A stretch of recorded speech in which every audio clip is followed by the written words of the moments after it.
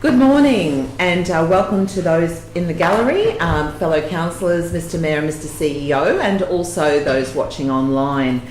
First up today we have our Standing Committee for Recreation and Culture, and I'll be chairing that today, but in order to chair it we'll need a resolution. So the resolution would be that pursuant to S 2.6.4 of Livingstone Shire Council's meeting procedures, Councillor Andrea Friend be appointed as chairperson for this meeting of the Recreation and Culture Committee. Do I have a mover? Thank you. Councillor Walk-on, second Councillor Watson. All in favour? Lovely. This morning we do have a deputation, but before we get to the deputation, I'm just going to pass over to Councillor Lance Walk-on, my co-chair, and he would like to say a few words in relation to the month of May, being Domestic Family Violence Awareness Month. And so, Councillor Walk-on, would you like to say a few words? Thanks, Councillor Friend. It is Family and Domestic Violence Month, the month of May, and I think we've all, in some way, either heard or personally, within close friends, or been touched by domestic violence in some way. It's always quite a big deal. There's always a lot of people that get hurt in that. And outside of my world of council, I'm a councillor, I'm a church pastor, and come across these things quite often. And probably one of the big things, one of the biggest domestic violences that I've seen was when I was working down in Brisbane, and this lady, she rushes into my office. I had an upstairs office. She rushes into the office, and I look at her, and she is like busted. She is, her face is like completely disfigured, black eyes, bleeding, and fear. You could just see the fear in her eyes. And I'm kind of sitting in my office, because she rushes in. I'm going, what's happened? And she says to me that she's just escaped from her boyfriend, who has locked her away in a cupboard in a room for a week, and she hears her car, his car go, and thinks this is the time to escape. And so she escapes out of the window of this bedroom, and she rushes down to the church where I happen to be, and she is scared. She's horrified, and she comes in and she hides underneath the desk, and I'm going, what's going on here? And she said, I think my boyfriend's going to come and look for me. And so anyway, I'll call the police, and the police come, and she's outside now with the police and sees her boyfriend, who stops on the side of the road with his car. It was a station wagon, and I was looking out the window and I was watching what was going on, and she, after they had a conversation with the boyfriend, the police wants to press charges, and she says no, I don't want to press charges, and she jumps back into the car with her boyfriend and goes back to his house. And I was just astounded that, and probably emphasise what the cycle of abuse is. And, I say the story to sort of say that, we're trying to raise awareness, but I think more so in raising awareness that we have it in our Shire. And we know last year in 2024 with the police report by our local police, there's been 600 call-outs between Yeppoon and Emu Park. 80% of their time is spent on, family violence, this sort of stuff. But, more than just raising awareness of it, we need to be able to offer support. And we do have in our Shire some great support services like our community centre that offers a great avenue to be able to help people through it. And we are holding a vigil next Tuesday at 5 o'clock, Molly. 5:30 down at Foreshore for that. And so we're all wearing, most of us anyway, at least wearing a little purple flower over it, which is by our Knitters and Nodders group at the community centre, to be able to raise awareness of this sort of horrible thing that happens in our Shire. And so it's good that we're doing something as a Shire to be able to do that. So thanks, Councillor Frank. Thank you, Councillor Walk-on, and very poignant words there. And this is what it's all about, raising awareness. And also, you know, having somewhere for those in need to go, and our community centre in John Street are a great help to be able to help those in need, especially for domestic family violence. And so yes, we're just wanting to, as a council, become more aware of where people can go to receive help, and also to be made aware that it's not okay. So let's move on now. Thank you again, Councillor Walk-on. Okay, so we have all members in attendance today.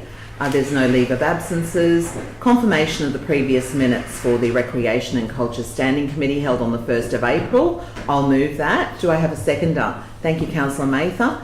And all in favour of the confirmation minutes? Wonderful. Are there any declarations of interest in matters on the agenda today? No? Wonderful. Now, sorry, Madam Chair, yes. If I could, Councillor Mather, were you raising any concerns about the telecommunications at Mildura Rise? Yes. I still have to talk to the CEO about that one. I thought I'd have a chance between the meetings. Yes, Madam Chair. Yes. Thank you. It's potential. I'd say it's probably almost conclusive that that is the case, because I think it's the same block of land that we're discussing on previous occasions. Lovely. Okay, so that is in this particular. I think it's not. It's not in this. No, so nothing on this agenda. Yep. Okay, lovely. Now today we're very fortunate. We have a deputation today, and we have Justin Sloper here on behalf of the Cap Coast Crocs Rugby Union group. I'd like to present to us councillors and the club's wish to relocate to Barmy Sports Multi-Sport Precinct. So we welcome Justin and Brendan, lovely. Please, you have the floor now. You have about 20 minutes. Within that 20 minutes, 15 minutes of talk and 5 minutes of questions. Sure. Lovely, thank you. Oh, you got the clicker? Yeah. Awesome. You can bring your chairs around where you can stand. No, stand, it's all right. Good to move around. A bit easier. Right, as you just mentioned there, thank you very much for the opportunity to come and talk to everybody. My name is Brendan Pambert. I'm the Vice President of the club this year, and obviously Justin Sloper is our President. Okay. What we do want to talk to you is the opportunity to do something different of what we have been doing. And recently we've been playing all of our games, and the club in its whole entirety has been down at Kerry Bay. And we believe, and our executive committee believes, it's time for a change. We're probably a little bit cramped there, and we can't continue to grow. So let me give you some context around rugby union in Queensland a little bit, and rugby union particularly in the Cape Coast. I know most of you may even have kids that play rugby union, or definitely at school for Brennans or whatnot. So you may not be too strange to this, but particularly in Queensland, currently there's 27,000 registered players, right? So that's a reasonable amount of cohort that are participating, not including kids that are participating in schools as well. So the number just grows, okay? Then when you consider this number, particularly across nationally, it's sort of, 3, 4, 5 fold that again, right? Now, rugby union, as you know, we've had through some hard times at the moment, there's no doubt about it. It's copping a bit of a spray. But I think it's on the up, all right? Recent performance of the Wallabies, from our perspective, has started to see more and more kids want to play, okay? We do have some World Cups coming up. We do have success at the Olympics with our women's team, etc. So there's this new generation of kids that are wanting to come through and play, which is fantastic for the Crocs, fantastic for rugby union as a game. However, with one field, it is just jam-packed, okay? So there's a lot of limitations that we're doing. And just for an example, this weekend there was some pathway games going on over at Emerald. Some of you may have had kids out there playing. And this is sort of to represent Brahmins and continuing to CH and whatnot. That competition had to be held out at Emerald because there's no other facilities around, okay? The Capras were playing at Rugby Park, so that facility was tied down and there was nothing else available, so they went out to Emerald, okay? In terms of fields, you can see by the data here, 218 playing fields across for participation across everywhere. That's across the entire state. Queensland, as we all know, we're a bit of a heartland for rugby league and rugby union, but we're here to talk about rugby union specifically. And in terms of where can you go and play rugby union? Apart from well-established little private clubs that have been built over many, many years, there's really nothing outside South East Queensland. And the Cap Coast is an example of that, where the game is continuing to grow, it's becoming a little bit more diverse. As far as the rugby union competition for senior men's this year is concerned, we're now including Blackwater, Mara, Bella Wheelers back in the competition, and Gladstone. So teams are now travelling around. And when you look at the draw specifically for this year, takes Justin and myself, a lot of our home games, or a lot of the games that were scheduled, are actually going to be done out Billa, because that's the only place that's available to house enough teams at the same time. So there's a burning platform from our perspective to try and do something different. I guess who we are. So the Crocs specifically, as a little club, it's been in the coast region for over 40 years. So there's a bit of a history here, and we're now at a position when you look back through some of these old boy photos and now becoming old lady photos, there's grandparents and now their grandkids are starting to play, which is kind of cool because they're still coming down and helping out on barbecues and being part of it. So it's multi-generational. Like what you see in Victoria with AFL, generations upon generations all playing. And I guess as far as what we've taken, we've had some changes in the committee, and as parents comes and go, and I guess we're at a little unicorn moment where we've got a number of probably more experienced people that wanted to do something different for the club, not just run the line and run water, but actually help build the club a little bit more and help be a bit more professional and take it to something new. So we've got a brand new executive committee this year, which is probably targeted to do, well, number one, we've never really had a strategic vision, of which we now do, and number two is help deliver that vision as well. Okay. We do have a larger committee, so a number of, and I guess this is where it's quite good. A lot of business owners and professionals can't necessarily donate the time, but wanted to be part with it. So we've created this larger committee to extend below, so that they can. And they, a little project might be, oh, let's get some seed containers to put the lawnmower in it. They want to help do something like that. So there's this extended committee that's built in. But I guess from our particular end, the very fact that we've now got a little bit of direction around a strategic vision out to 2030 and beyond, and starting to really define what our values are, which is quite timely because we've started our, codes of conduct around how we behave on the paddock, how we set example for kids. The ladies now join us. You can imagine the stigma of football and all that comes with it. So creating a bit of a standard is now something we do, and behavioural conducts when you sign on and register. And we've had examples not only with players but also parents recently, not with our club but different clubs, where behaviour has been below par, like disgusting, as you can imagine. Passionate parents really want their kids to be the star and whatnot. And those complaints have come forward pretty quickly, and within 24, 48 hours all the way through the state league, decisions made around what we're going to do and retribution in terms of that. So that never used to happen before. So there's starting to become a pretty good alignment there. Look, as far as just expanding on our vision, it's quite exciting for Justin and I because it's never really been defined, and we would just wander aimlessly year on year hoping for sponsors to give us some loose change that we can buy uniform for kids to go around, and even for the adults as well. But now we're a little bit more deliberate in what we're doing. So the 4 pillars that we're really targeting, definitely excellence, not just plain result, but excellence is who you are as a person and as a being. Inclusivity, now we've really taken a pretty big effort, not only from juniors all the way from under 8s, all the way up to senior men's, including of women's, and all the junior groups that come in between. Although the Women's League has taken a little bit longer, we've now successfully got a women's team running, and as a competition to go with that. The community aspect as well, and definitely the sportsmanship. And it was ironic that I was looking at Queensland Rugby last night. I'd like to think that we started it, but they have been quite vocal in the last week around codes of conduct and behaviours for volunteers and parents and whatnot as well. So what we implemented off the back of what we thought was best practice, right, it's being supported up through Queensland Rugby League as well, Rugby Union as well. Yeah. Cool.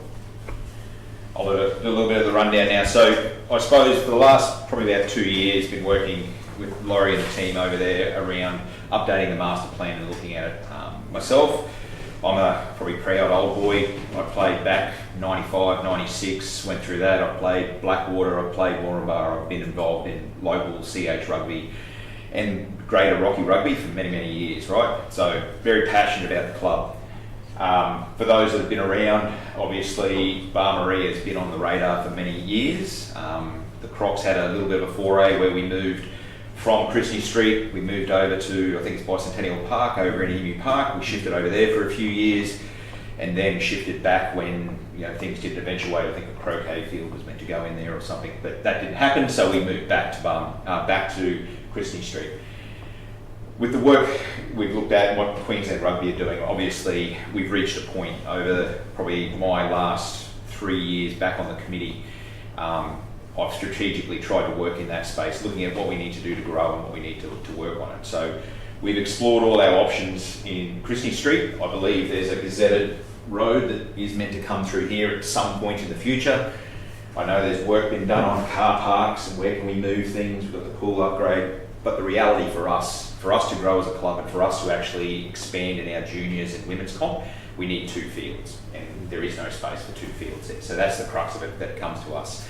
For those that have travelled around the area and come through on game days, parking's an issue. Even if we have just a normal game, just where it's our senior men's team, the cars, buses, people bring it in, just becomes very hard to work in that area. It's becoming very hazardous now. As we start to move juniors, we want to do juniors there. We have probably 5 or 6 teams from every club in Rocky, which is 10.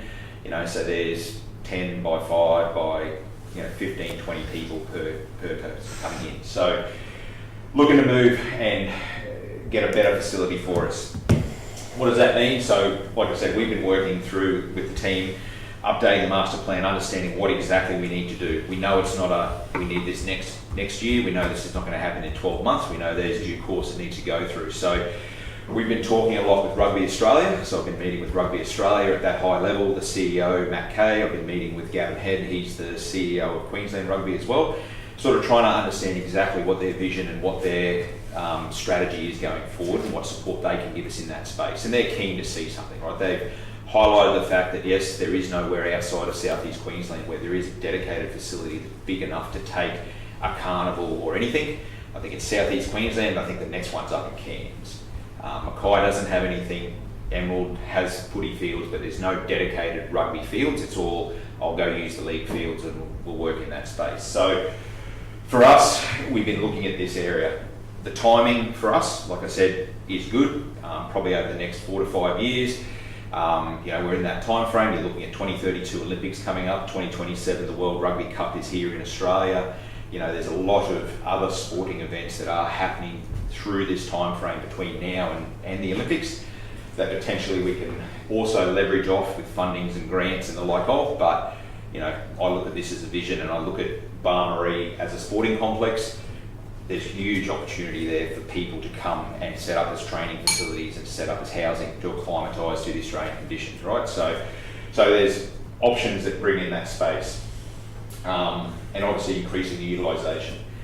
Have been talking to Junior League as well and talking about what their vision is and where they're headed, and they're looking for expansion as well. For those that have had kids in the junior leagues and the like of, you've been to Paul Bowman, you've been to Jason Hetherington Cups that are hosted everywhere. There's little whispers of Harry Grant Cup potentially being here in the next 10 years when he retires. So those type of things are actually building towards this. So having a look at the concept plan and setting ourselves up, getting ready for that, puts us on the map. I suppose we have done some work and started working around that. So the master plan was updated in regards to the whole concept of Bar Marie. We've started talking to Seeds Engineering, so just having a look at what we can do in that space and how does it all fit in. There's a very high level concept sort of setup of what we're sort of looking at. So 2 fields and a major clubhouse in between that actually sets ourselves up. Lighting, car park with room for expansion if we want to go down that path in the future. So very high level concept. Obviously there's still many iterations to go, many stakeholders to engage, to have a bit of a look to how we actually set this up. But you can see junior league, basically straight across the road from it, touch fields down the bottom. You know, we can use our fields for any of those sports that already exist out there, plus other sports that come into it. If you host a soccer carnival, you can reconfigure fields to become soccer fields. If you host a hockey carnival, you can reconfigure the fields to become a hockey carnival. So opportunities exist and are endless for us. High level, again, concept of around what we're looking at from a clubhouse. So we've drawn inspiration probably from some of the other areas around. So we looked at the Swans clubhouse as it stands. It's been there, it's very functional, it's very user friendly. We've looked at the Hartley's Field clubhouse and the way that field's orientated, the way that's set up and how everyone flows in that space. Talking to Rugby Australia, they have a whole package of work where they talk about what their modular clubhouses look like and how they work and what they're looking for. At a minimum, what we're sort of seeing and what we're hearing is, you know, male-female change rooms for home and away. So you're actually setting that up. Male-female toilets, basically set up to cover for diversity and the inclusion bit. Canteens and a club room. One of the key things that when we polled, I suppose, our members and we talked to some of the old boys about why is this process stalled in the past, their big thing was identity. They went, if we go out to Bar Marie and we go out there, we're just going to be a generic club. We're going to have to go in with someone else. We won't actually be a club anymore. So one of the things I'm very mindful of as we go through this process is trying to remain that and keep that identity for rugby. Hence the reason why we're talking about a club room. Somewhere where we can put memorabilia, photos, nostalgic things, where we can run presentation nights, where we can have a base out of. So at the moment, for those people that have been down to our fields, we've got a little 40-foot donger that's got everything cram-packed into it. So looking to try and give ourselves a bit more space. This facility, we sort of talked about it, so you know, having a sloping viewing area off to either side, so the clubhouse is slightly raised with a little bit of a grassed area where people can set up and watch games, but also setting it up so that, you know, if you're running a carnival, you've got an office that's got areas where people can go up and do registrations and that. So setting it up to be a very professional outfit. Plenty of storeroom, gear rooms, refs rooms and everything to cover ourselves off going forward, and trying to future-proof it a bit as well. That's the general layout. I suppose where we're sort of aiming at the moment, we're thinking about this in 3 phases, right? So there's understand it's not going to be a tomorrow decision. We're in phase 1 at the moment. So what we're looking for is we're looking to go and actually build up more of the understanding of what we need, how much it's going to cost, where does it look like, you know, find that sweet spot where we have, get the support and endorsement from key people to be able to say, right, well, this is something that we do see that's going to be beneficial in the future, and how do we actually work there to get there. Start to look at timelines, concept plans and budget figures. Well, then we move into phase 2, which is, you know, after this, there's a grant that closes at the end of June that we're looking to actually put in for, which is basically engineering works. So it's a community gambling benefit fund, up to 100 grand. Getting a proposal from an engineering firm to actually say, right, well, if I can go out and we can get that grant and we can actually put it together, we'll actually end up with a set of drawings and documents that'll actually be tenderable, that we can actually then go, right, well, regardless of whether it happens today, tomorrow, next year, year after, those documents are done. We've got it, the engineering's done, the civils are ready to be done, we can tender it out. But continue that engagement piece and work through that, like I said. Brendan touched on the juniors games on the 31st of May, so in 3 weeks' time. We're hosting a gala day out at Bar Marie. So we've actually made the decision to move out there because we're going to run juniors, women's and seniors all on the one day.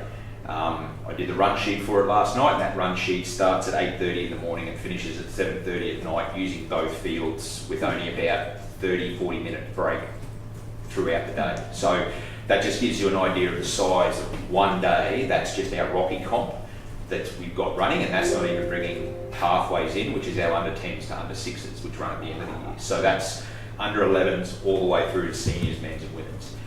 That size, running out of one clubhouse that currently exists and one set of change rooms, starts to probably push the limits on that. If you look at it and expand it, we've got a whole other change room facilities. We've got 6 change room facilities that we can utilise and actually make use of. So yes, once we get through that, and then obviously phase 3 is once we look at the timeline and understand what we're going to do, well, construction, award, break dirt, that type of scenario. So. Okay. So, yes, I have a question in relation to your women's teams. Yes. Tell us more about that, because I get very excited when I see the NRL, the rugby league teams, the women's teams playing on a national scale, and I think because, you know, growing up there was never the women's teams.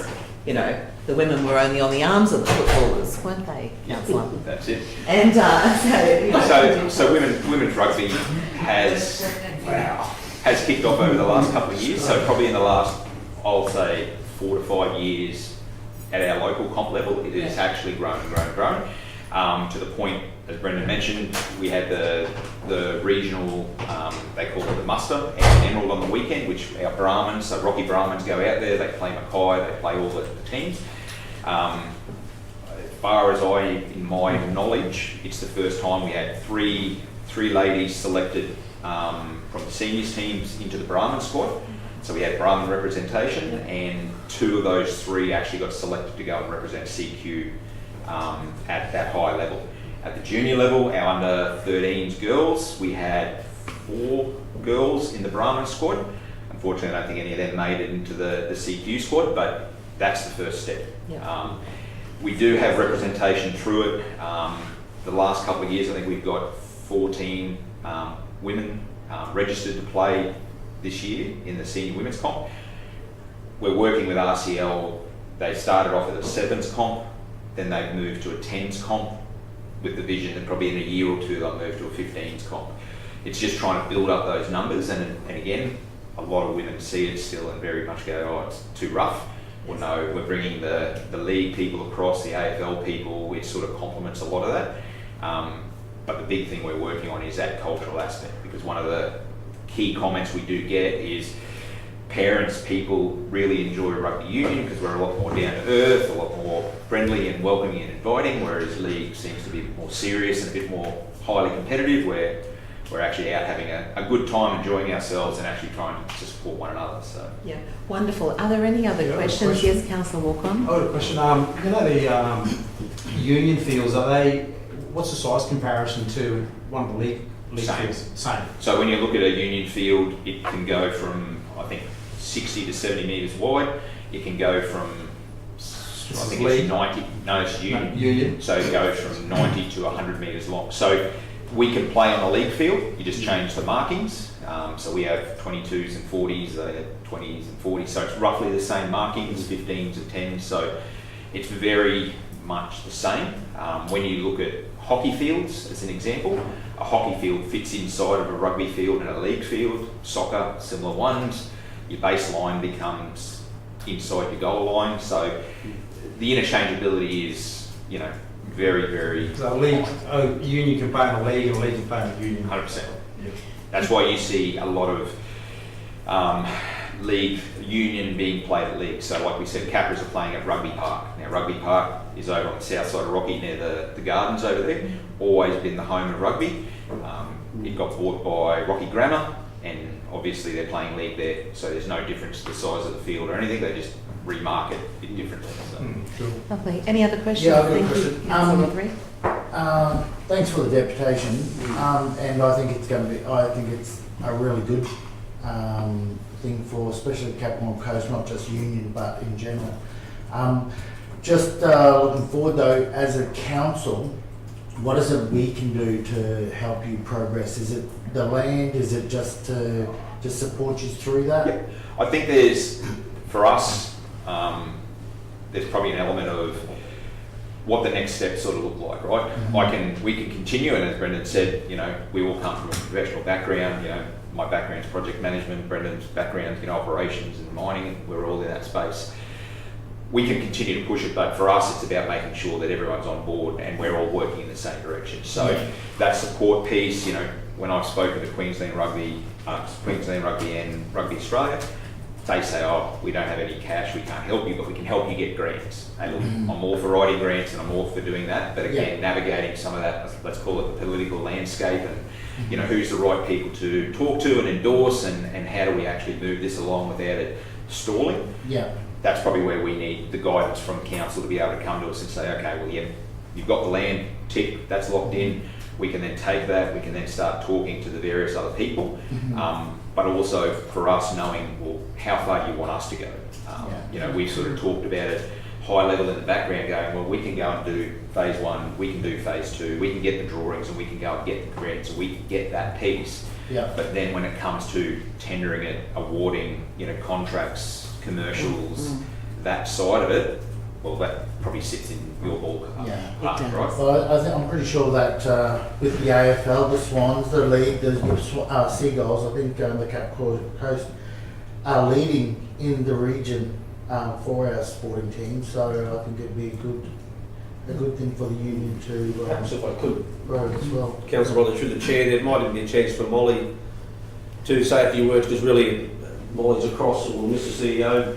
Well, may I just interrupt you just for a moment, Mr Mayor? Certainly. It's actually on our agenda for 13.4 and I'm about to move a procedural motion to bring it forward.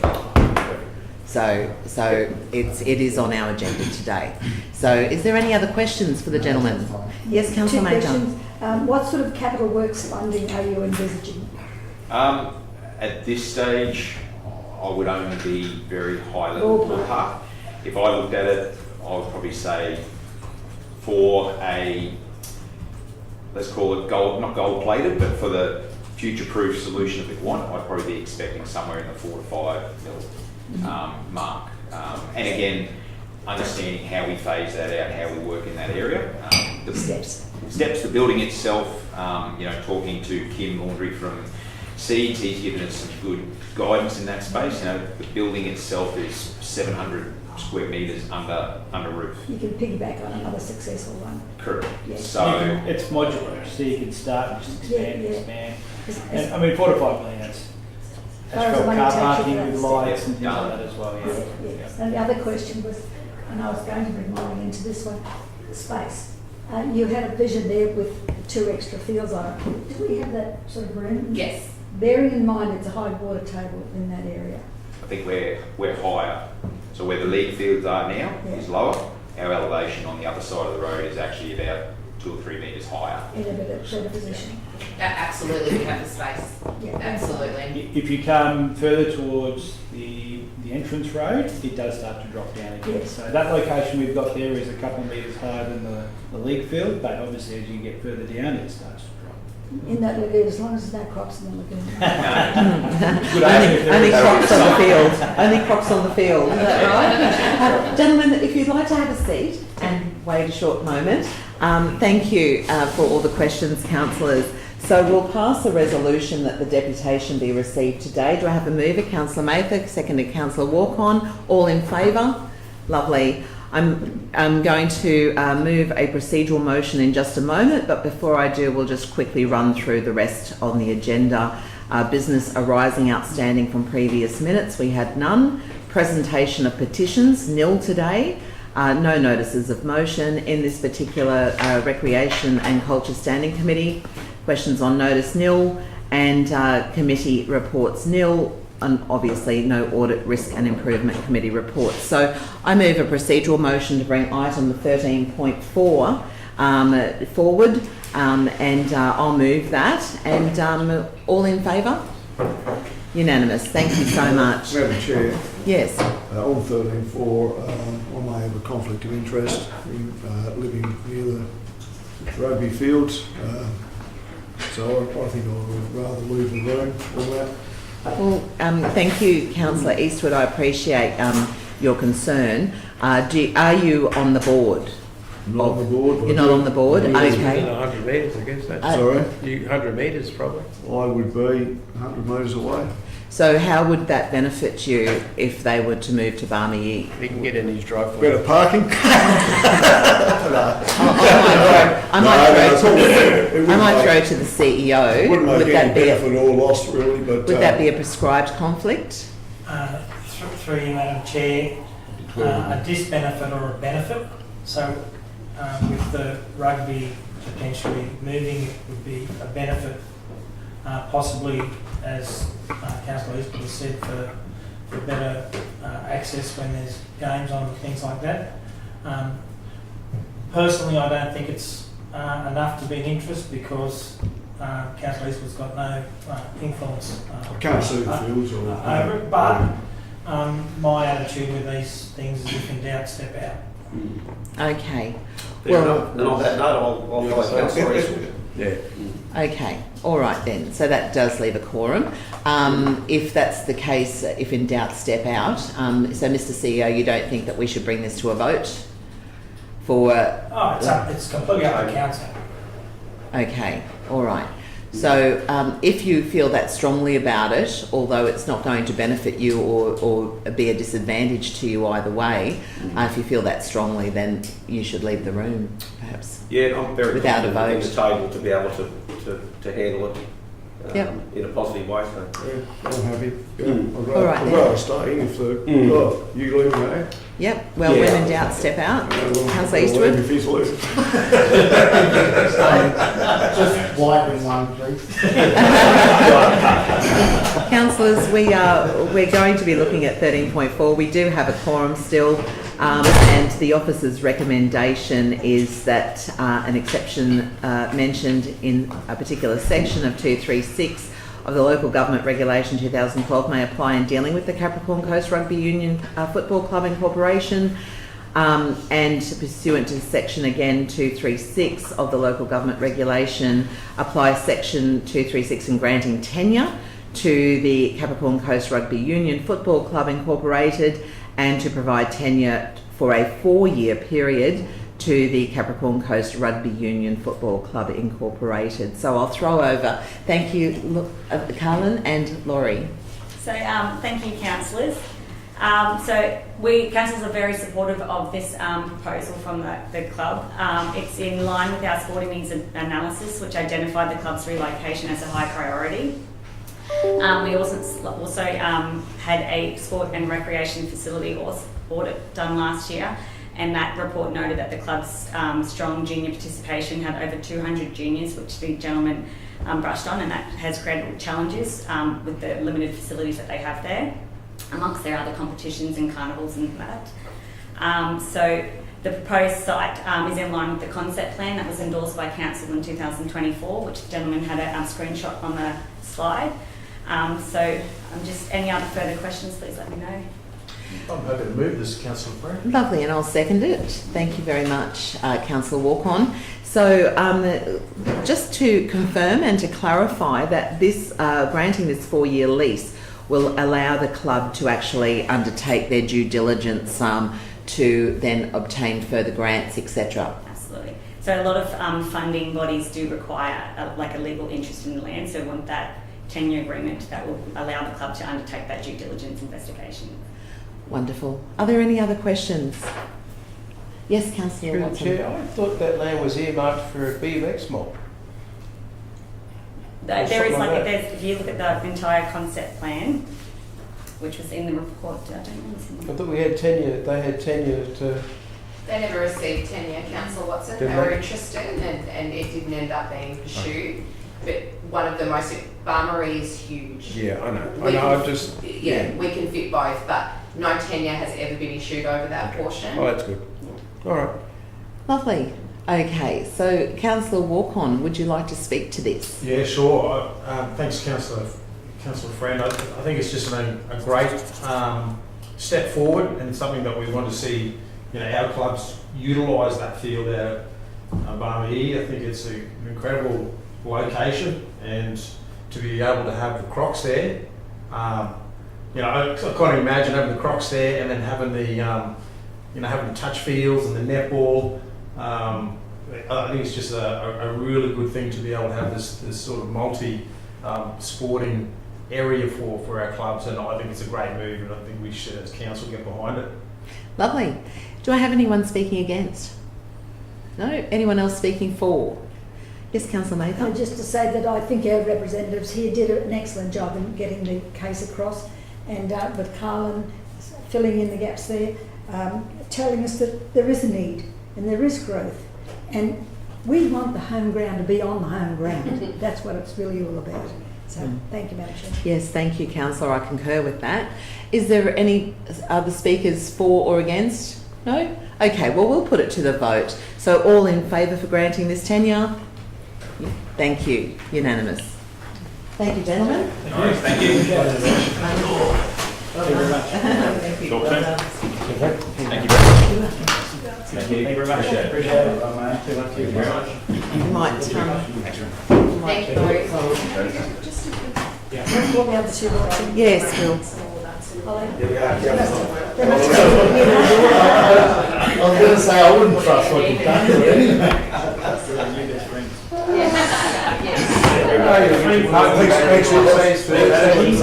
Appreciate it. Strategy, policy and align. Thank you. Thank you, everyone in the room. Thank you, everyone in the room. Excuse me. Councillors, we're still on live stream and the meeting is still live. Thank you. So we'll move on. I should have bought one of those mallets in. Use my coffee. And so we'll move back to reports. Our report of 13.1 is tenure renewal request for the Capricorn Coast Touch Association Incorporated. And very much like the last one, it's to approve a tenure for a 5-year period to the Capricorn Touch Association Incorporated. And I'll throw back to Carlin. Thank you so much. So the Coast Touch has historically had 1-year licence agreements, which is why you haven't seen this agreement come across the table before. But the club have now requested a 5-year licence agreement, and as that exceeds that 1-year licence agreement and the $10,000 threshold, it does trigger that need for a resolution. So just seeking a resolution from councillors today. Thank you very much. So I'm happy to move this. Do I have a seconder? Thank you, Councillor Walk-on, under our portfolio. Questions? I have a question here, Carlin. So just to confirm that lease agreements under 5 years are considered a valuable non-current asset. Would you please explain this terminology and why a 5-year agreement requires a resolution? So any license agreement over a 1-year period, so anything more than that 1-year period, and anything that's over that $10,000 threshold, which would be their license fee, that's what triggers that, the need for a resolution from council. So if they had requested a 2-year period, it would still trigger a need for a council resolution. So it's anything more than a 1-year period. Thank you. And so that brings it back to valuable non-current asset. Yes, absolutely. Okay, thank you so much. Are there any other questions? No? Lovely. So as I've moved this, like our previous agenda, I'd like to just quickly speak for it. I think moving forward with all of our sporting groups within Livingstone Shire is extremely important. It brings competition from around the state and around Australia itself to our Shire, and which helps our economic value within our community. So this is quite important that we look after our sporting groups, because mostly they're run by volunteers, and these people are very passionate with what they do, and with their kids as well playing the sport. So yeah, I'm all for this, and encourage everyone to vote for it. Is there anyone speaking against? No? Anyone else speaking for? Councillor Walk-on? I'm all good, thank you. Thank you. Okay, well, we'll put it to the vote then. All in favour? Unanimous. Thank you very much. 13.2. 13.2 is a request for donation from the Capricorn Helicopter Rescue Service, and I'm happy to move this. Do I have a seconder? Thank you. Councillor Mather was first to second that. And the officer's recommendation is that the committee recommends that council donate $16,000 plus GST to the Capricorn Helicopter Rescue Service from the 24-25 donations budget. And I'll throw to Molly. Thank you, Molly. Thank you, Councillor Friend. So as you can see in the report, we have received our annual request from the Capricorn Helicopter Rescue Service for a donation.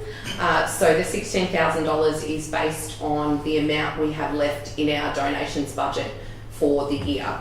So we've previously given $15,000, we've also given $17,500, and we've also given $20,000. Since last year, we've created a donations policy and procedure, which then stipulates the budget every year for donations such as this. and there's details in there about what that budget's been spent on already this year. But there is $16,000 remaining, which is recommended to donate to the Capricorn Helicopter Rescue Service. Thank you. Well, I'll start with a question first. My first question is in the report, Molly, under risk assessment, it notes that there could be a reputational risk that people may say, oh, well, the state should fund them. And my question is, has the state ever funded them? Yes, so according to the Capricorn Helicopter Rescue's most recent financial report, the Queensland State Government funds approximately 40% of their operations, but 60% is raised via other means. So yes, the state government does fund them. I suppose that reputational risk is around the perception that the state should fund them as part of the health service rather than an addition to the health service, but rather a vital part that obviously, especially here in areas like that, we rely on that as part of our health service. So just making the point that some may have that perception. Lovely, thank you so much. Councillor Mather and then Councillor Walk-on. You said, Molly, that we've got just a little over 16,000 in the budget now, and that's what we're offering. We have offered 17 and 20 in the past. In previous times, yes. Yes. I know times are tough, but it's tough for everybody, and we're looking at CPI and everything that we actually inflate. I'm just wondering if we could consider going to 20 next budget for consideration. So the proposed budget for the 25-26 donations budget is in total $20,000.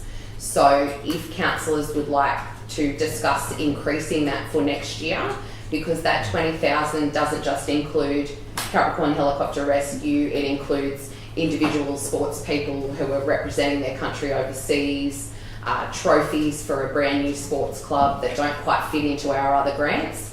So the total at the moment is $20,000, and that's what's been recommended for 25-26. As we come into budget, we can certainly have discussions about that amount for 25-26 in total. While we're looking at CPI and everything else we do, I just think it's worthwhile talking about it now and even resurrecting it here so that we can actually give it some more play as time goes on. I will say that 24-25 is the first year we've ever had an allocation specifically for donations, and this is the first year we've ever had a policy and procedure in relation to it. So you may recall that previously there was the Mayor's Discretionary Fund, and this is typically where these sorts of donations would come from. Well, it's not to be sneered at, this amount's a very large amount. So we started with 20,000 to align with the policy and procedure, and that's only been in place for 1 year. So we've only ever had 20,000 because we've only ever done it for the 1 year. So happy to explore. We just have to be conscious of all the other grant and funding opportunities we have. And we always are. And yeah. You know, when you look at it, the 16,000, 1 hour service. I know, it's astonishing, isn't it? The cost of running that helicopter. Yes. The other question I had, do we have in our policy, without looking at it, payroll deductions from those who wish to be included in I can forward you the form right now. Not in a particular policy, but within council, any employee can deduct to any charity, bill, any of those things. So there isn't a restriction on, we can payroll deduct, there's a particular form, and you can choose a charity, you can choose something to deduct to, and the payroll team will process that. So that's available to all. I'm just thinking it's an adjunct to the annual donation. So it's just a little... Councillors, I've just forwarded you the email with the form on it. Yeah, thank you very much. Thank you. Councillor Walk-on. Thanks, Mark. Chair. Just have a question just regarding the budget to Molly. Considering that there's 20,000 in the budget, and 2014 we had 15, 2018 17.5, 20,000, and then this time whatever's proposed 16,000 plus GST. Have we ever considered, rather than the jump of kind of what's left over in the kitty, to set a budget, to set an amount? So correct, yes. And then where we just for example, not saying that this is the case, but just say it is 15,000, and then what's left over, so we have 5,000 for the other organisations that don't fit into the funding streams, and then if there is money left over, then whatever is left over out of that kitty is added on to the 15,000 rather than the what's left over. I understand. In the kitty concept. Has that been considered? So previously those amounts were done via that agreement. So the $15,000 from 2014 to 2018 was an agreement to give them that donation per year. So that was budgeted as its own thing rather than as a donations budget. 2014 to 2018? Yes, and then 2018 to 2023 it was amended to be an agreement for $17,500 per annum. And then there wasn't an agreement in 24. So they requested 20,000 and we found that within our budget and were able to give that. That then triggered writing the policy and procedure, because the concern I have doing it that way is another charity will come along and they will be just as valuable and just as valuable and also request from that donations bucket, and they may also be worthy of $15,000. So the policy and procedure is about assessing each application rather than committing to one because we never know what's going to come up. And my fear would be, not fear, I mean there's wonderful charities out there, but it would be hard to say we've agreed to $15,000 a year for that charity. Another charity comes along and asks for a certain amount of money. We don't have that left in the bucket. And then the donations bucket's completely gone. And then a young person comes along and says, I'm going to China for futsal. Can you donate $200? And we've completely expended that whole bucket. It's a tough one.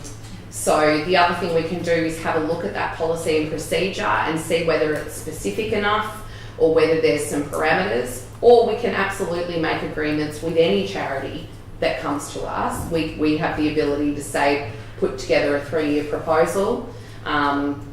It just becomes hard committing to things in those lengths of time, as so many things can come up in the meantime and we can find ourselves lacking at the end, or we increase the budget overall to try and accommodate all of those things. So there's a variety of ways that we can do it.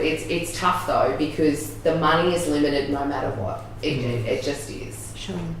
Thank you. Are there any further questions? Thank you, Mr. Mayor. I've got a question there, perhaps to the CEO or to the CFO. If council had an appetite to increase it to the $20,000 that was requested, what options would we have where that money could come from?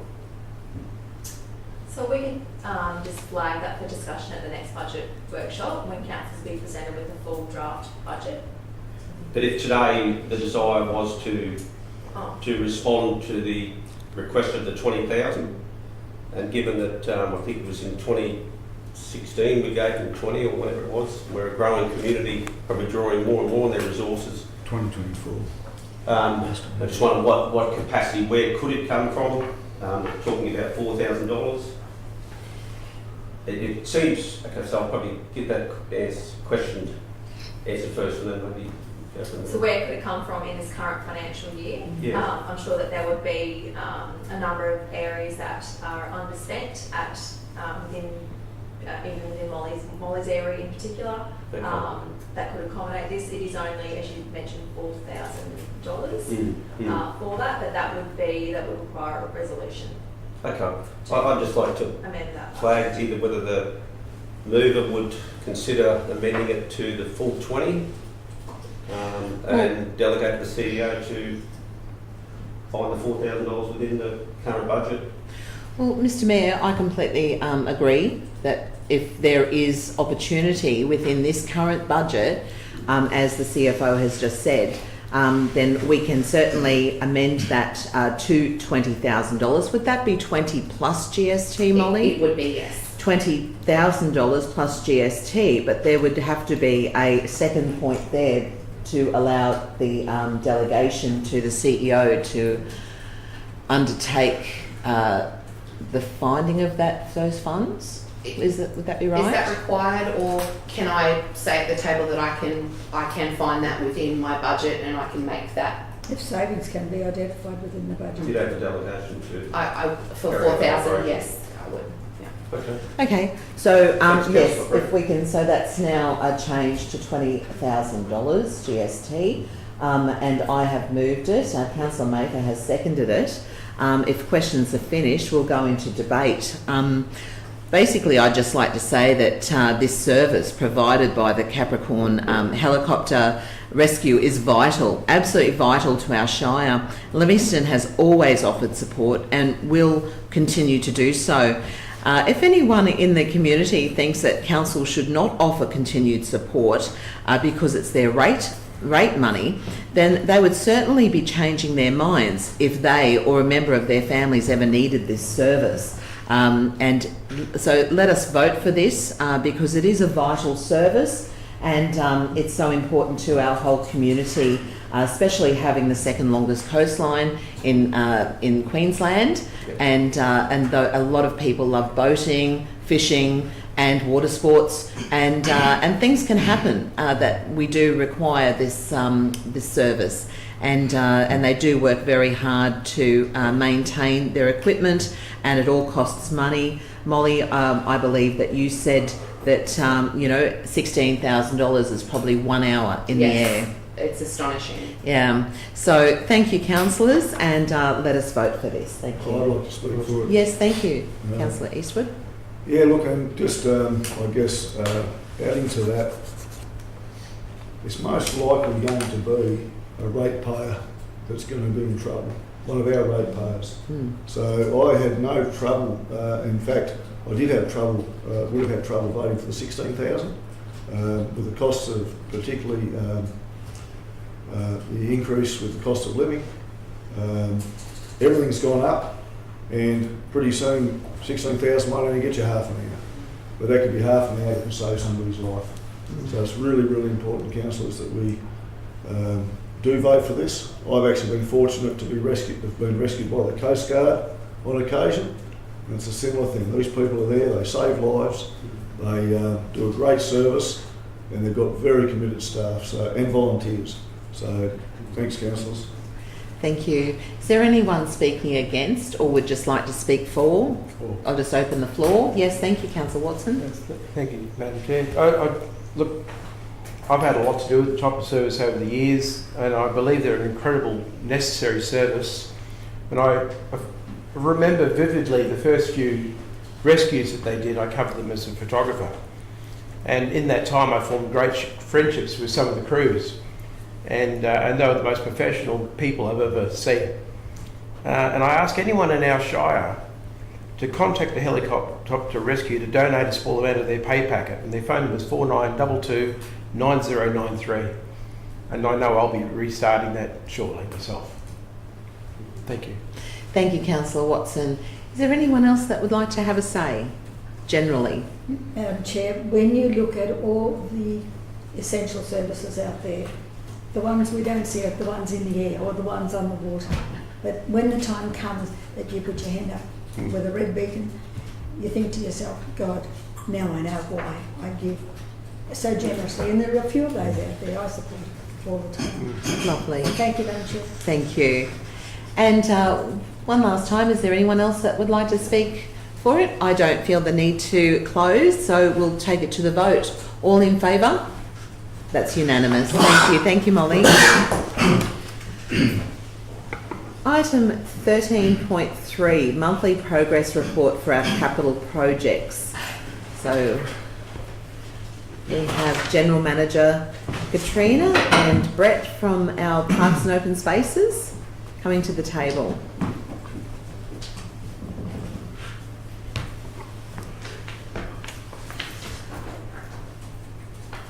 Thank you. Yeah, so this is just an update on our capital works program. Are there any questions? Has everyone? So I will take it as the report's been read, councillors. Do I have a mover? Thank you, Councillor Walk-on, Councillor Watson, seconding. My question, I suppose, that on page 19, it states Beeman Park amenities on page 19 under the actual capital works. And it talks about Beeman Park amenities block. I thought the toilet block in Beeman Park will be completed in 25-26 budget, not 24-25. Where is that up to? Madam Chair, I believe current progress is a scope and plans for construction have been done by a contractor. The plan is to put it to tender and have a PO raised before the end of June. Lovely. Thank you so much for that. Are there any further questions from the table? Yes, Councillor I'll Mather. be raising a couple of matters for the northern area that need a little bit of a touch-up in the maintenance, Madam Chair. But I can come back with that one at a later date. Certainly, so you can take that offline with the They're not officers. major costings, but just something that will make a whole lot of difference to a small community. Excellent, thank you. I suppose I have another question in relation to the toilet block in Thwaite Park, and also speaking of Keppel Cove. Actually, I don't know if that's under this particular portfolio. No, I don't think it is. I was going to mention bus stops, but I think that's under the next one. The Thwaite Park toilet block. Thwaite Park toilet block, the contractor has been on holidays, but he's back this week and it's expected he will begin construction works in early May. Thank you, Brett. That's great. All right. Yes, Councillor Walker. Can I just ask a question? Of course. Thanks, Madam Chair. Just can you give an update on the Kiwi Bay tennis court resurfacing? I'm sorry, I do not have any information to update at this time, but I can provide it by Friday once our staff come back from holidays. Okay. Yeah, great. Thank you. Just had the tennis courts conversation with them about that. Thank you. Lovely. Just one yes, last thing, Councillor Madam Mather. Chair. Do we have the Caves Lion pergola in this team? Is it Sharon's one? I don't think it's a part of... Because it's been sort of sitting in limbo here for months now. Yeah. Councillor Mather, I don't believe that this is under the recreation and culture. I think it would come under infrastructure. The pergola? Pergola. No, it is within the facilities world, but we'll just check and get back to you on that one, Councillor Mather. I know it's the weather, bottom line, that has delayed everything. Apparently we do have a contractor who's been issued the job. They've missed Christmas and they've missed Easter and they've missed a whole lot of functions there without having any facility. So if we could follow that up, that'd be good, thank you. Lovely. That's the Caves. Yes, thank you. Thanks, Councillor Mather.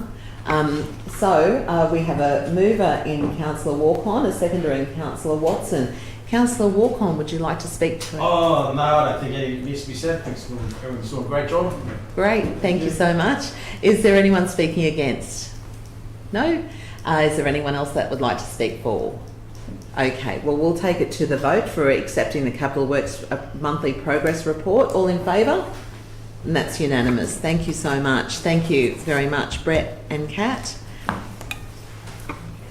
We've already looked at 13.4. We brought that forward. Now we're going to 13.5. The last item on this agenda is proposed trustee lease to Koala Territory Foundation Limited for a wildlife hospital care facility at Glenlee. And basically I will throw to Sonia and to Kat. Thank you so much. Good morning. Thank you, councillors. This is a really good news story and one that I'm sure you'll all be proud of. We've really done this, wrap this up pretty quickly. So it's a proposed trustee lease to the Koala Territory Foundation to establish a wildlife hospital on Dawson Road at Glenlee next to the community school. So community school have surrendered part of their lease that they weren't going to use for this use, and the Koala Territory Foundation intend, if they can obtain the funding, to build a wildlife hospital there for the recovery of koalas. Lovely. Do I have a mover? Thank you. Councillor Watson was first, Councillor Eastwood was second. Just a statement, Madam Chair, if I may. In the past, I have declared a conflict of interest in this one because we had the property across the road from the proposed lot. So we've moved, So I do not have a further conflict of interest. Excellent, thank you. So the lease, proposed trustee lease is for 10 years, and we're just seeking council's endorsement on this. Lovely. I've just got a question. Yes, certainly. Through the chair, Sonia, have they ever done a study to find out how many koalas are up there? I mean, like, I've never seen I've looked many times, never seen one, you know. That area does have some koala populations, but it's not just about that area. There's actually no wildlife hospital within central Queensland for koalas, so any that are found within that area would be brought to the hospital and cared for. I'm not sure if councillors remember the deputation that the university and the Koala Territory Foundation gave, and in that deputation, if councillors wanted, there's some full details of the populations and the areas that they'll cover. Yeah. Thank you. Thank you, Councillor Watson. I believe that quite a few koalas have been seen and identified up in the Shoalwater area, where the ADF have their lost for words. Exercises. Yeah. Thank you. Mover in Councillor Watson, seconded by Councillor Eastwood. Councillor Watson, did you want to speak to it? No, I just hope it goes ahead. Lovely. Is there anyone speaking against? No? Anyone else speaking for? I'll quickly speak for. Thank you, Councillor Rothery. I went to the Siki University on a bit of a seminar which they do every 6 months about these koalas and the hospitals that they have, and that there is nothing like Sonia said, there's nothing in central Queensland for these areas, and what it can, not just a hospital to help the injured, it's actually to help with diseases and all that to help in the future. So this isn't just about injured koalas, it's about their life expectancy and what they can do with their diseases. So just take that into note as well. Thank you so much, Councillor Rothery. That's a really good point, all the research that will go into it. Do I have any other speakers? Just to add to that, Yes, thank you, Councillor Rothery. I remember the first report, and I was here for the deputation. It's for research as well, and the proximity to the university was part and parcel of their decision to have land that's close by the uni. Thank you. Lovely. Okay, so would you like to close? No. No? In fact, I dare anyone to go against it. We just want to be cuddly, don't we? Well, what we'll do is we'll take that to the vote. So all in favour? Unanimous. Thank you. And thank you, ladies. That brings us to the end of our Recreation and Culture Committee this morning. And so really good work by all councillors. Thank you very much.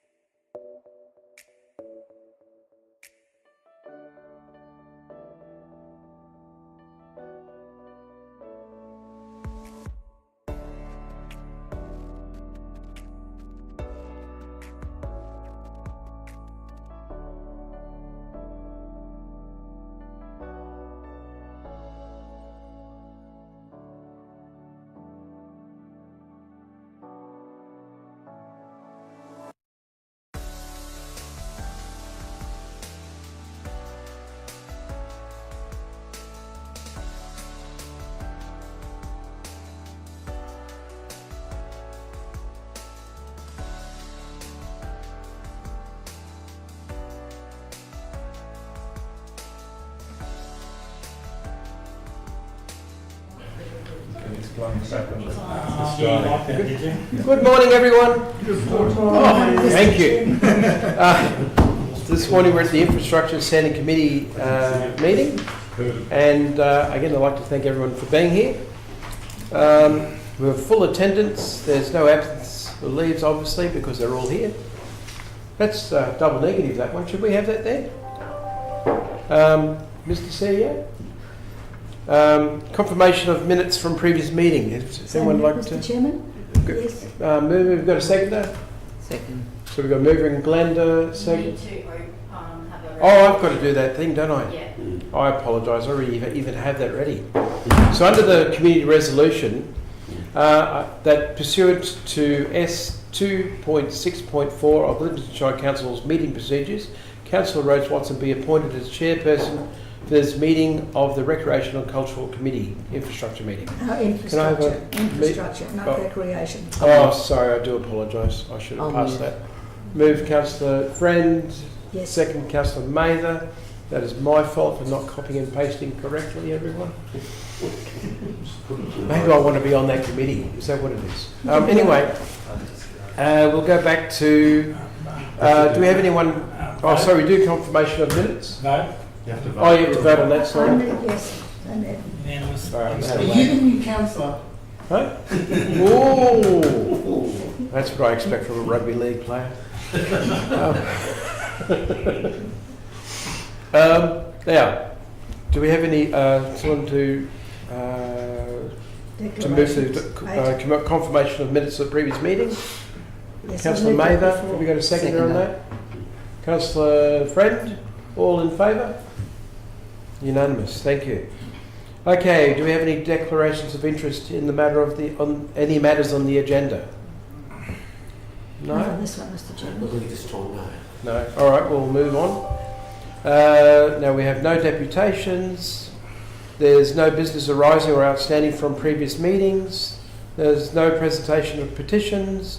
No notice of motion. No questions on notice. No committee reports. No audit risk and improvement committee reports. But we do have two reports, 13.1 and 13.2. 13.1 being monthly progress report for capital projects. And over to Mr. Michael, please.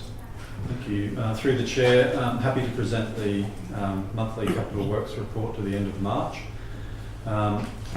Just by way of reflection, last month's report for programs to be delivered this year, we had 44% complete. Now we're sitting at just under 51% complete for the programs for this financial year.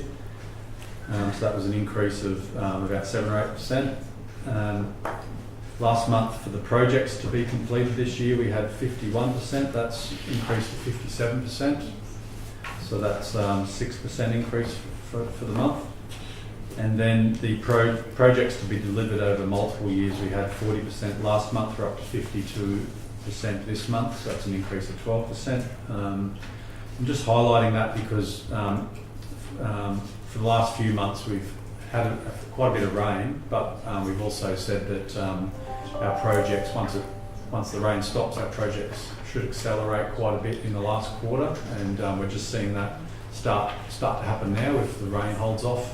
The drizzling rain, even over the weekend, was just nuisance, to be honest, for our project deliverers. So that's hopefully the rain stops, and over the last quarter we can see our percentages increase somewhere between sort of 75 to 85%. I'd suggest would be our target now to the end of financial year. Within the report we have graphs showing the projections. We've got, as we've shown each month, we've got quite a lot of committals, which is mostly our projects over two financial years.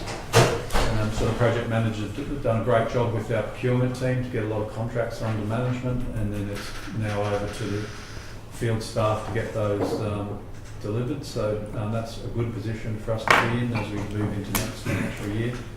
And I'm happy to take any questions on individual projects from the council. Thank you, Mr. Thanks, Chairman. Michael. Can we just quickly get a mover and seconder on this? Mover and Councillor Mather, seconder. Me? Question. And question, Councillor? Thank you, Mr. Chairman. Thank you, Michael and Sean. I've got a couple of questions here in relation to the projects. So I see that on the projects ongoing, there is a design happening for Bangalore bus shelter.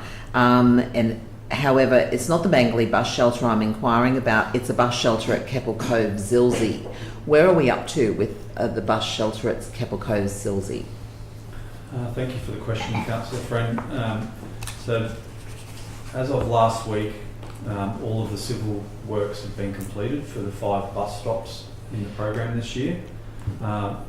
Falcon Crescent is the one at Zilsey, so the civil works have been completed. Installation of the shelters will be delivered in mid-May, so in the next week or two. So that'll be pleasing to see those 5 bus shelters completed, and I know the residents at Zilsey have been looking forward to that one. Excellent. Thank you very much for that. Also too, I noticed on page 12 there was the Edna Creek Road project. What is that about? So one of the projects in this year's program is to do a pavement rehabilitation of part of Edna Creek Road. So that project, basically we're looking at widening it from a sort of a, if I can remember, it might be a 4.5 metre seal up to a 6.5 metre seal, and we bring in a road profiler to basically munch up the existing pavement, add some additional gravels, relay it and resurface it. Okay. We've delayed that project because we're working with our development assessment team and the applicant for the sand extraction industry at midway along Edna Creek Road. So we're working through some of the conditions and looking to partner with our money and the sand extraction industry there to try and to do some work in collaboration with their application. So we're still working through that, so it's not showing any commitments at this time. Thank you. One more, the Normanby Street upgrades, where are we up to? Has the underground electricity commenced installation? So we've started doing some work with the water mains. Yep. We've placed an order with Ergon. To my knowledge, we haven't started the actual undergrounding of the conduiting at this stage. That's obviously we've ramped up in the last month or so, but with the weather and so on, it has caused us issues. The urban construction crews, once we get some fine weather, plan is to have 2 crews working on that so that we can accelerate our program. Certainly. The reason why I ask some of these questions, I'll just let you know, is because under the Recreation and Culture Committee, we have the Fig Tree Gallery that the Keppel Coast Arts have tenure over, and just wondering how that's going to affect the gallery at this time. So at this time, there's going to be no effect to the gallery at all in relation to roadworks or underground power or... Obviously, when we do the roadworks, there will be some traffic management changes. I think the construction programs shows that we will look to build the pavement and the car parking on the southern side of the road, and leave the existing traffic on the existing pavement, and then we'll move them over under sort of 40 km/h speed control. So I could imagine that there'll be less people wanting to use Normanby Street when we move traffic around and really slow and constrain the street. So that's something, still be a through road and be able to get to the shops and so on, but I could imagine there'll be people looking to skirt around it. Sure. So that might change the visitations at the art gallery. Sure. And my concern at that time was about dust Okay. and sediment, I suppose. But yeah, sorry, I'm... Oh, you... Any other questions? Yes, I do. Just further follow up on that question from Councillor Friend. With Fig Tree Gallery, can we get a month, an approximate month of when that will happen? Because I know that the Fig Tree Gallery, they 2 or 3 years that they book down in artists displaying.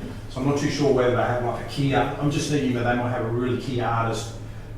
It may clash with the works that they're getting in there. So if we can get a month, if it's possible, so that we can give them a heads up. We can do that. When it may approximately happen, even if it's a time frame between this month and this month, so that yeah, that's fine. who they've got booked in for that, they can sort of let the artist know. It's quite a big deal. Yeah, that's fine. Yes, thanks. I've got a question, 2 questions, Michael. The Eucalyptus Avenue speed cushion, I hear you're changing it around a bit. Do you know when that'll be happening and what you're actually doing? No, I don't know when that'll happen. It's so the speed cushions have been installed. They've been in place for a few months now. We've had some positive feedback and we've had some negative feedback. So through Sean's team, the traffic engineers have suggested some modifications to where the speed cushions sit within the traffic lane, and also to install a very narrow, basically pinned down rubber centre median, because there's been some evidence that some drivers are driving up the middle of the road to try and straddle the 2 speed cushions. So we're looking at putting in a small, very narrow centre median to try and deter those drivers to drive correctly over the speed cushions. That work's been handed over to our construction and maintenance crew to organise. They'll have to order the materials and then book a time, but I couldn't imagine that'll take any more than a few weeks.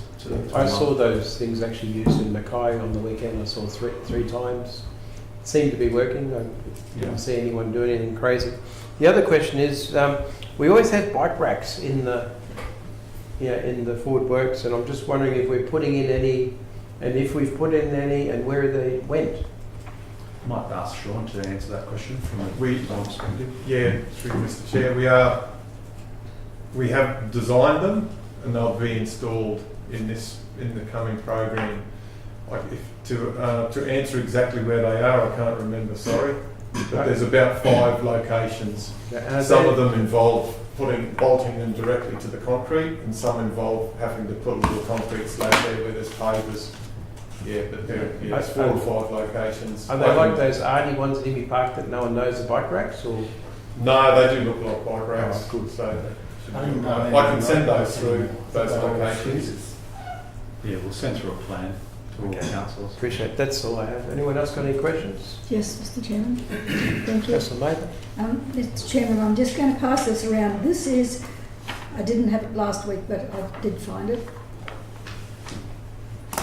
You watching? Pass it around. That's the Doonside Bridge. 9 days.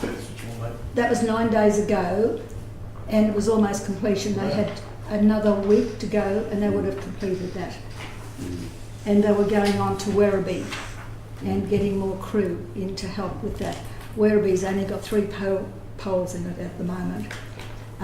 But so they assured me that that would have been completed by the last week, and just Is there a question, Councillor Mather? yes, Mr. Chairman. The Etna Creek Road, Michael, the Sands, Belmont Sands, are they do have approval, but are they active in getting their sand out at the moment? No, so they've got an approval and they have to work through the operational works conditions, which is part of the conditions are to upgrade the Etna Creek Part of the road. And that's why we're not doing their bit, are we? We're not doing our bit until we've sorted out with them what they need to do and what we need to do. Yes. We're going in with a sort of joint collaborative approach. Yes, I think the members would do well to go and have a look at that the way it is, because it has been on the back burner for a long time. So I'm just glad that we can do something with it, because it was dangerous the way it was. Ocean Park Avenue, where are we at with that one? Do we have anything else to do to upgrade? So our designers through Sean's team have completed the preliminary designs for the 6 one-lane slope points. I've got a meeting with them maybe Thursday morning this week just to clarify a few things, and then we need to talk to the residents who are directly adjacent to the proposed one-lane slope points to confirm a few things, and it's in our budget, draft budget for next year to construct. So You mentioned So it's work ongoing. Yeah. They seem to have taken a liking to you. Obviously, they know that you've got the money and you're the one who's going to make the moves. Okay. So, Yeah, of course. no, it's been a very sensitive matter, hasn't it? Yeah, it has been. Yeah. And I think the lady feels that you're listening and you're in tune with what she's saying, because it was rather complex. The other one, we've got Wadella Creek. Now, I was up there for Anzac Day, and there's water in the bottom of that, but there's been no attempt, and I can understand why, to upgrade that crossing. What I want to do for the next budget is put up a proper bridge. And I don't want to waste money on it now. I mean, it needs repair, because if you go in there, you'll do your sump at the moment, because there's water over the bridge, over the crossing. Even though they have removed trees downstream to allow flow, it's just not enough to keep the cars Councillor out of the Mather, water. I'm sorry, I thought we passed this last year. Yeah, we have, Mr. Chairman, but it's not going to do the job. We're going to waste money. Can we do this We outside can do the that. table, We can please? do that later on. Okay, thank Without you. any doubt. But Koonyan is another one. Koonyan crossing. It's another one where the bottom's fallen out of the crossing. So I'll have to chat to you later. yes. And because Oh, sorry, just I one, thought you were over, Mr. yeah. Chairman, there's probably a lot, but I'll get into the pointy ones. Because we've had delay in being able to catch up with the work, we are behind with our work. I'm looking at a temporary grading crew, the 4th grading crew, to catch up, because we've got the 4th grader out of the shed now, and I'd like to see that we catch up with all of our roads before we start even reducing it back to 3. That's and fine. give that for thought, please. Yeah, we have thought about that. Yeah, thank you. Thank you, Mr. Chairman. Okay. Thank you, Michael. So, we'll move on to, have we got any, if no one else has any questions? Probably last. So, can someone... No, you've already got. Yeah, no, we've already got movers, so I'm just going to say, have we got anyone who wants to speak for? Anyone to speak against? So we'll go to the vote. Oh, no, you're The right. only thing I want to speak for in this, I guess, is just the work that the officers are undertaking with some of these really difficult projects like the Normanby Streets and what have you. Really just to commend them for the amount of interaction that's been going on with the affected, whether they be businesses, whether they be the Fig Tree Gallery. There's been an enormous amount of work going on behind the scenes to try and land a suitable design and that best performs the function, but takes into consideration all those moving parts, which is very complicated. And ultimately, at the point where you deliver the project, is the end result of all of that work that's gone on beforehand. So there will be teething problems in the delivery. There's been a heck of a lot of effort gone into designing those projects to take all that into consideration. So they're always going to be challenging and problematic in those highly exposed areas. But if we can keep up that level of engagement, we'll end up in the right spot. So thank you to Michael and his team.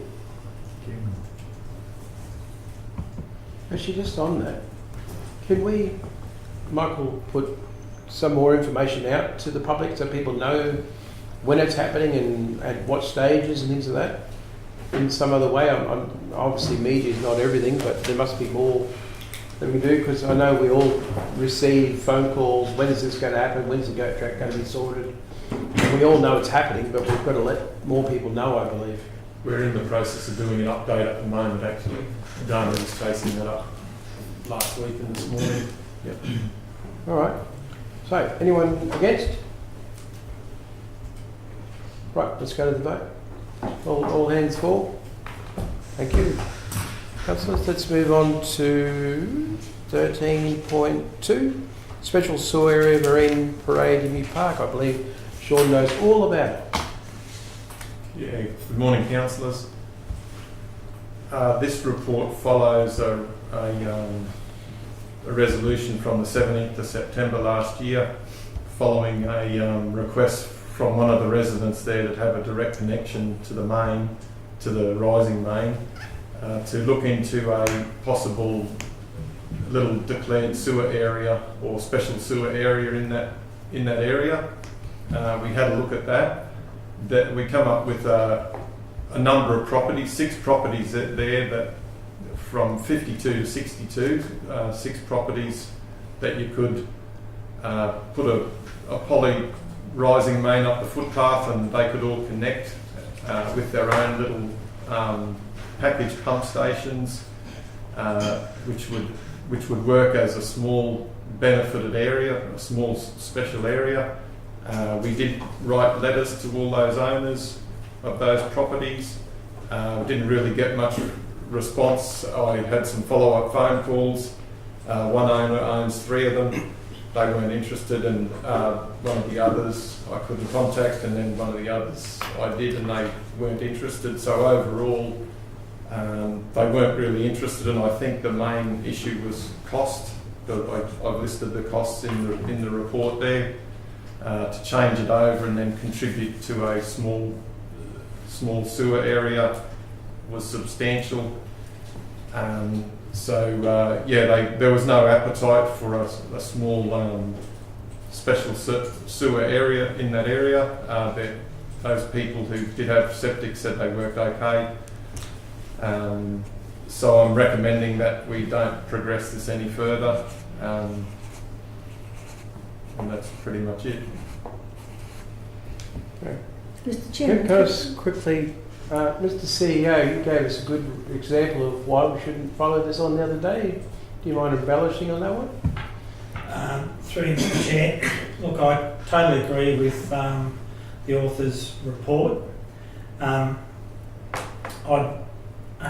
a former life, or former lives, I've been a Director of Infrastructure 5 times and a Executive Manager of Projects once. And I've never once condoned nor allowed a connection to a rising main.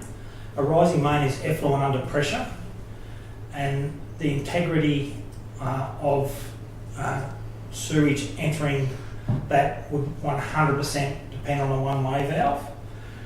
The trouble with one-way valves, they work reasonably good in potable water mains, and maybe even other areas where if they fail, there's a little consequence. But a one-way valve failing in this instance, if one of the residents were allowed to connect to a rising main, would mean backflow of sewer under pressure into their house. And I understand, and someone may remember this, that we actually had to demolish a house at one stage in council a great many years ago. I only got told that last week. Can anyone remember that? Yeah. No. I can. I believe it was when we were amalgamated. Do you remember that, Sean? Was that at Zilsey? I can't recall where it was, but we had to. Yeah, there was great, very similar things happening. So the effluent came back and went right throughout the house, and it wasn't livable. I believe that we were. I think that you were in that department at the time. I remember we had to do a major reconstruction. We had to pull all the walls out to that high. Yes. Pull up all the tiles. Yeah. Totally. Yeah. I don't know if it got demolished, but. Yeah, there was a major. There was major, and I believe it was before de-amalgamation. We did have the problem, sorry, Mr. Chairman, we did have the problem up at Stowe Street where they had to cut the walls out from 3 foot below, but that was because everybody was dipping their swimming pools into the sewage line, and it was all coming up through the bathrooms. Yeah, that was sewer surcharge. That's right, different one. Or but that, Simons, wasn't it? Yeah, Simons was one. Yeah. Yeah, so through you, Mr. Chair, I suppose it's a bit like being a parent. Sometimes you've got to be cruel to be kind and say no to children knowing that they don't completely understand. Whilst theoretically possible to connect into a rising main, the probability, the risk far outweighs the reward, considering the reality is it's actually quite a small charge for a special water and sewage declared service area with a little trash pump, which is similar to what we're doing on GKI. So look, I condone support the officer's report. And I would bring councillors' attention to budget implications on page 18. And the second line, it says there's been considerable cost in council and officers' time in dealing with this matter already. Now, someone had to ask, if I had been here and someone had to mention that, and it was a couple of months before I started, I would have said, don't waste your time investigating it because the risk is just horrific. Thank you, Mr. Chair. Thank you. Have you got any questions? Mr. Chair, through you to the CEO, the officer's time, I think, in the last one was surveying the people on that section of road to see if they're interested, and I think that's where a lot of the time has gone as well. And I do appreciate that I've probably been involved and have been involved all along on this one, and we still have a problem. So with the CEO and the Mayor's approval, the Chair's approval, I'd like to have one more leg on this one to put that aside, put that Rising Main proposal aside. What options do these people have now? And what approximately, so they can have a gauge as to which way they could go if it's an alternative way. So if that, you don't have to answer that now. Oh, I can. The option that they have is to run their own private, put in the line as has been explained to them in the past. Now, there's 2 other people in that area that have done exactly that. They've, at their own expense, they've run their own, put their own little package pump station and run it to a discharge manhole. There's one a little bit to the south. They've run probably a couple of 100 metres. And there's one to the north that has run, I don't know, 50 or 60 metres. This one, I believe, is about 100 metres. So they have that option, and other people in the area have done it. So that's not Marine Parade? Yeah, in Marine Parade. In Marine Parade. Yeah. So, well, that sort of wasn't mentioned in the report. So when we're looking at the report... Councillor Mather, I believe it being said many times in past meetings. They've Well, always yes, had that option. That Marine Parade has had private options there, that they have actually done it. No, I don't recall that. Because you spoke of one that you knew already on that line.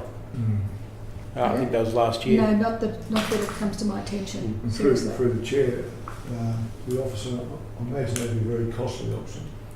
It's 30,000. Those costs have been listed as well. There's a cost when you connect to the council infrastructure. There's an infrastructure charge for sewage, which I think is about 5,000 or 6,000. That's straight up, and then the cost to convert your private plumbing to a little package pump station is probably between 10 and 15,000, and then the cost to run the poly up to the discharge manhole was another 20 or 30,000, I think. So yeah, it adds up. It'll be over $30,000. Yeah, for a block of land that's 408 square metres. I won't harbour this any longer. There is nothing you can do with the land. There's nothing you can do with the land except, and the council obviously in the past has allowed that to occur. And knowing full well there was no sewage. So I think, I see that we have not used any forethoughts as to what was going to happen down the track. Yeah, I think things evolved. It was probably a little beach house that got used over the holidays, and then it sort of worked for what it was, and things progressively grow and then become permanent, and then they extend the house and put a few more bedrooms in and shed out the back, and they got no room left on the site, and then it's hard to say. There's a number of areas where blocks have been developed without sewer. That's happened at Kempsey Avenue. Just how it's done at the time. That happened at Kempsey Avenue, that the council gave approval for blocks of land for a real estate agent, and there were no houses on there at all. Yeah, well, Councillor Mayor, that was in the past. We were dealing with this No. today. The last house was approved in 22, 3 years ago. And that's a lot higher too, Councillor. Chair. Is it at all, would it be beneficial to include something in there that the council remains committed to working with the landholder to find solutions there And that's been in reports in the past. There's been a whole range of different reports and statements and costings, and it's not that council is not averse to trying to assist in a fair and reasonable way, because it is an anomaly there that we don't want to see 400 square metre blocks close to the that sensitive marine environment, and we are committed to finding a resolution there, that even if it's just updating what options the landholder has. Otherwise, there are other options to do an on-site sewage treatment system, which is not ideal on that location there. So we're committed to trying to work with the landholder in a fair and reasonable way. Can I say, Mr. Mayor, I think we've been doing that the whole time. We absolutely have, and we'll continue to do that. So this really is the conclusion of surveying the residents to see if they're interested at all in becoming part of the declared sewer area, which they're not. But we still remain committed to open communication to try and find the clearest options be provided to the landholder so they can make an informed decision. Is, I guess, what I would hope that we would always aspire to do. Have we any other questions? So, yes, I have a question. Yep. And thank you, Mr. Mayor. And I agree that we should always continue to work with landholders. Absolutely. My question, just going back to previous reports that have come to this table in relation to Marine Parade, I understand that there were those options, one that you've just mentioned, that would cost anywhere up and over $30,000 at the landholder's expense, and understanding how it's all built up in that small block. Would you say that you've given the landholders all the options that we possibly can come up with already, and you've been liaising with them? Yeah, I can answer that one, because I've been dealing with this one for a while now. So we have provided them with numerous options. From my memory of things, the options basically are re-establish the on-site system,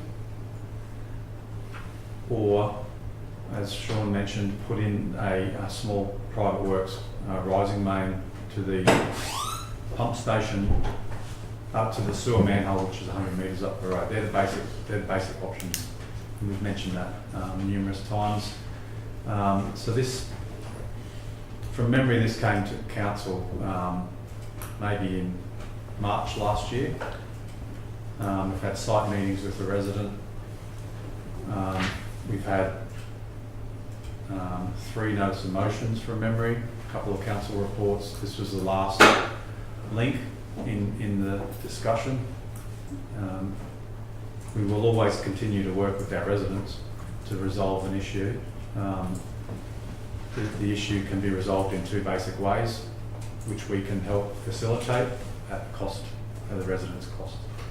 Okay, and just through the chair, just segueing through that question, so the resident what did the resident say about those 2 options?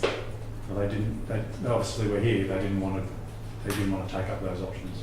Right, okay, thank you. All right. Can I have a mover and a seconder in this? I'm happy to move it. I'm happy to second it. Mr. Chairman, could I make a small alteration? Lucy, did you get that? Mover and seconder? Mover and Rothery. Thank you. Could I just add a couple of words to the recommendation? Council take no further action on this matter at this time, because we might be further rings down the track at this time. The mover, you happy with that? Yeah, I'm happy with that. Okay. Thank you. So, can anyone? Oh, I suppose I started, don't I? Oh, no. I'll speak at the end. So, have we anyone speaking for? Excuse me, Mr. Chair. The seconder was yourself. Oh, that's right. Yeah, Councillor Rothery. Have you got anything? Would you like to start, please? No, not everything's just been said. I think we've done everything we can to try and help the situation, but obviously the situation is how it is, and but like Councillor Mather just said, at this time something might come up in the future that could benefit, but until then we're pretty much we are where we are. Anyone against? Not against. Just a quiet say, Mr. Chairman. Sorry? Just a quiet, yes, just a comment. Yeah. Because this is a health issue and it's pressing, the system that they have had to be cleansed, emptied every 2 months. Nobody can sustain that sort of cost indefinitely. These people they were prepared to pay $30,000, whatever it cost, to do what they were proposing.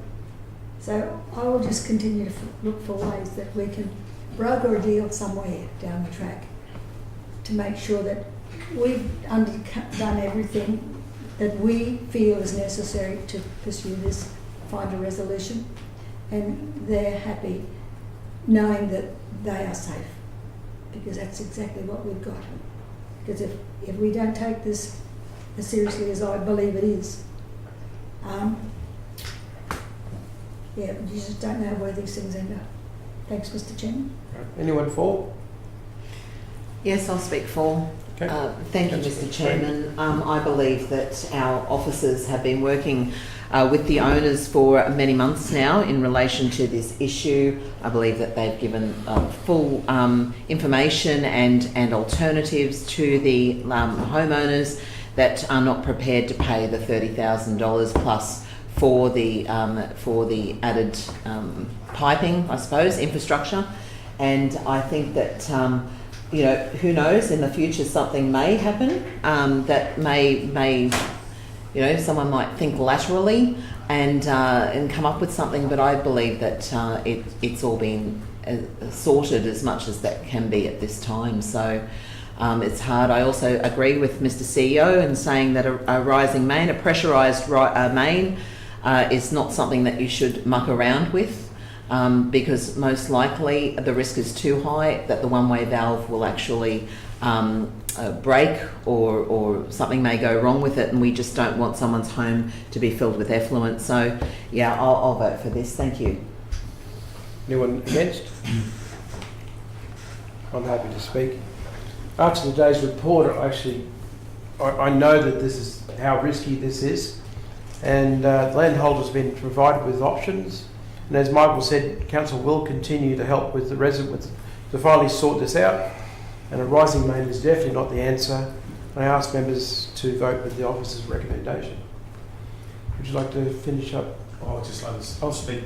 Paul? That's okay. Yeah, speak for Mr. Chair. I was quite happy with the original resolution without at this time, but I am going to vote for it. I would have preferred not having at this time with it, due to the fact that so much money has been spent already on this endeavour, and Council has done everything that they could.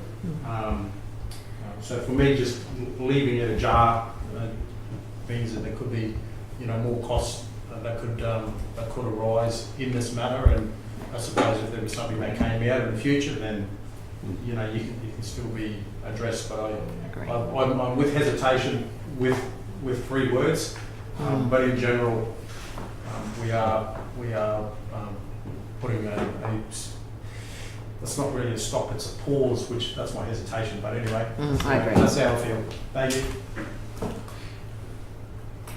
Councillor Rothery, do you want to wrap up? No, I'm good. Sure. So we'll go to the vote. Mr. Chairman, I'm supporting. Councillor Mather, you've already I just asked if they would add those words to it. Yes. If you don't add the words to it, it means that you're... They are there. Yes, I know that.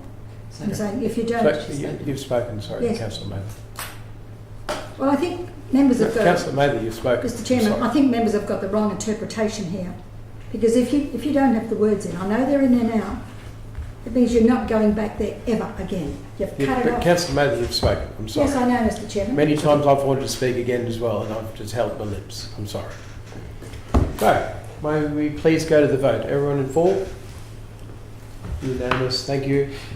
All right, so we're going to close session, and the recommendation is the meeting be closed to the public to discuss the following items, which is Gateway Stage 4 status update. So could we have a show of hands, please? Happy to move.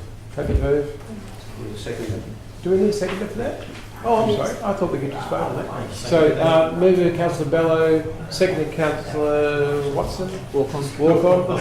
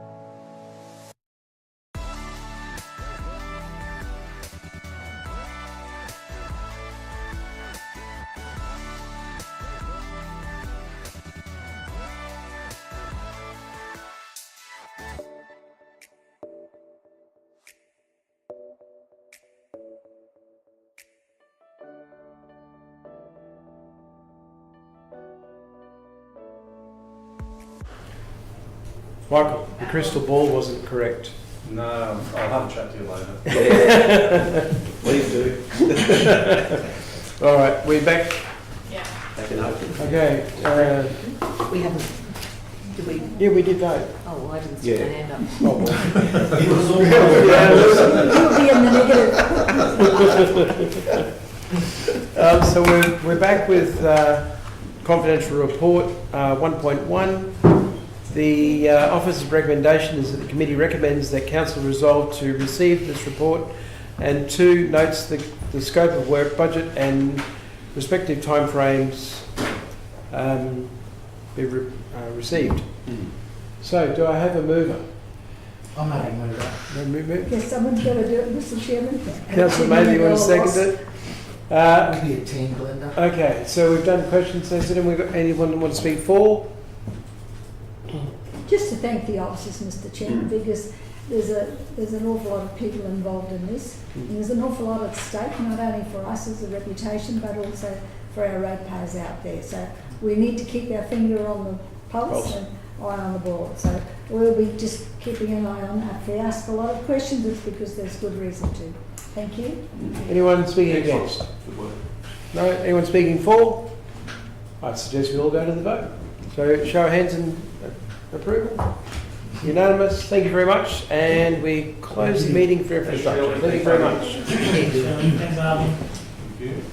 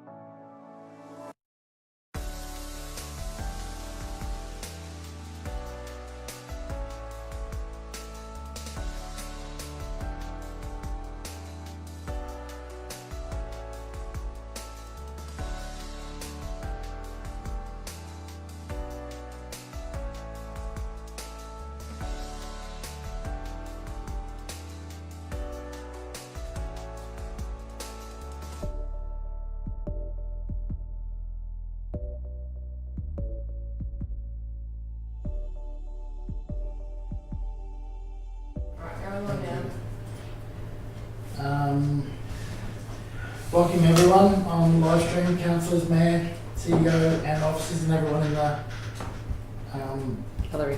gallery. Thanks for being here. I'm just going to, sorry about this, go to opening, just, we got straight to the opening, don't I? The pursuant to S2.6.4 of Livingstone Shire Council's meeting procedures, Councillor Wade Rothery is be appointed to the chairperson for this meeting of the Development and Environment Committee. And we've got Councillor Friend to move that.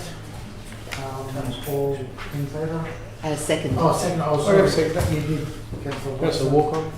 Councillor Watson, second that. All in favour? That's unanimous. We have everyone in attendance.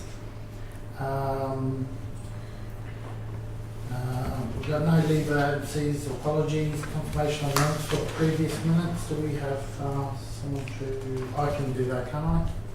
Just accept that, I'll move that, we take the... I'll second that, Mr. confirm Chairman. the previous meeting. Thank you, and Councillor Mather seconding that. Declaration of interest. All in favour. Oh, sorry, all in favour. Sorry.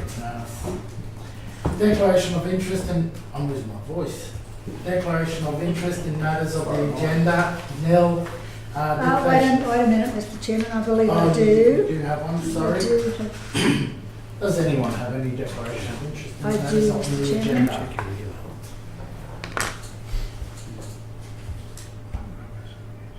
Um, 13.1, Mr. Chairman.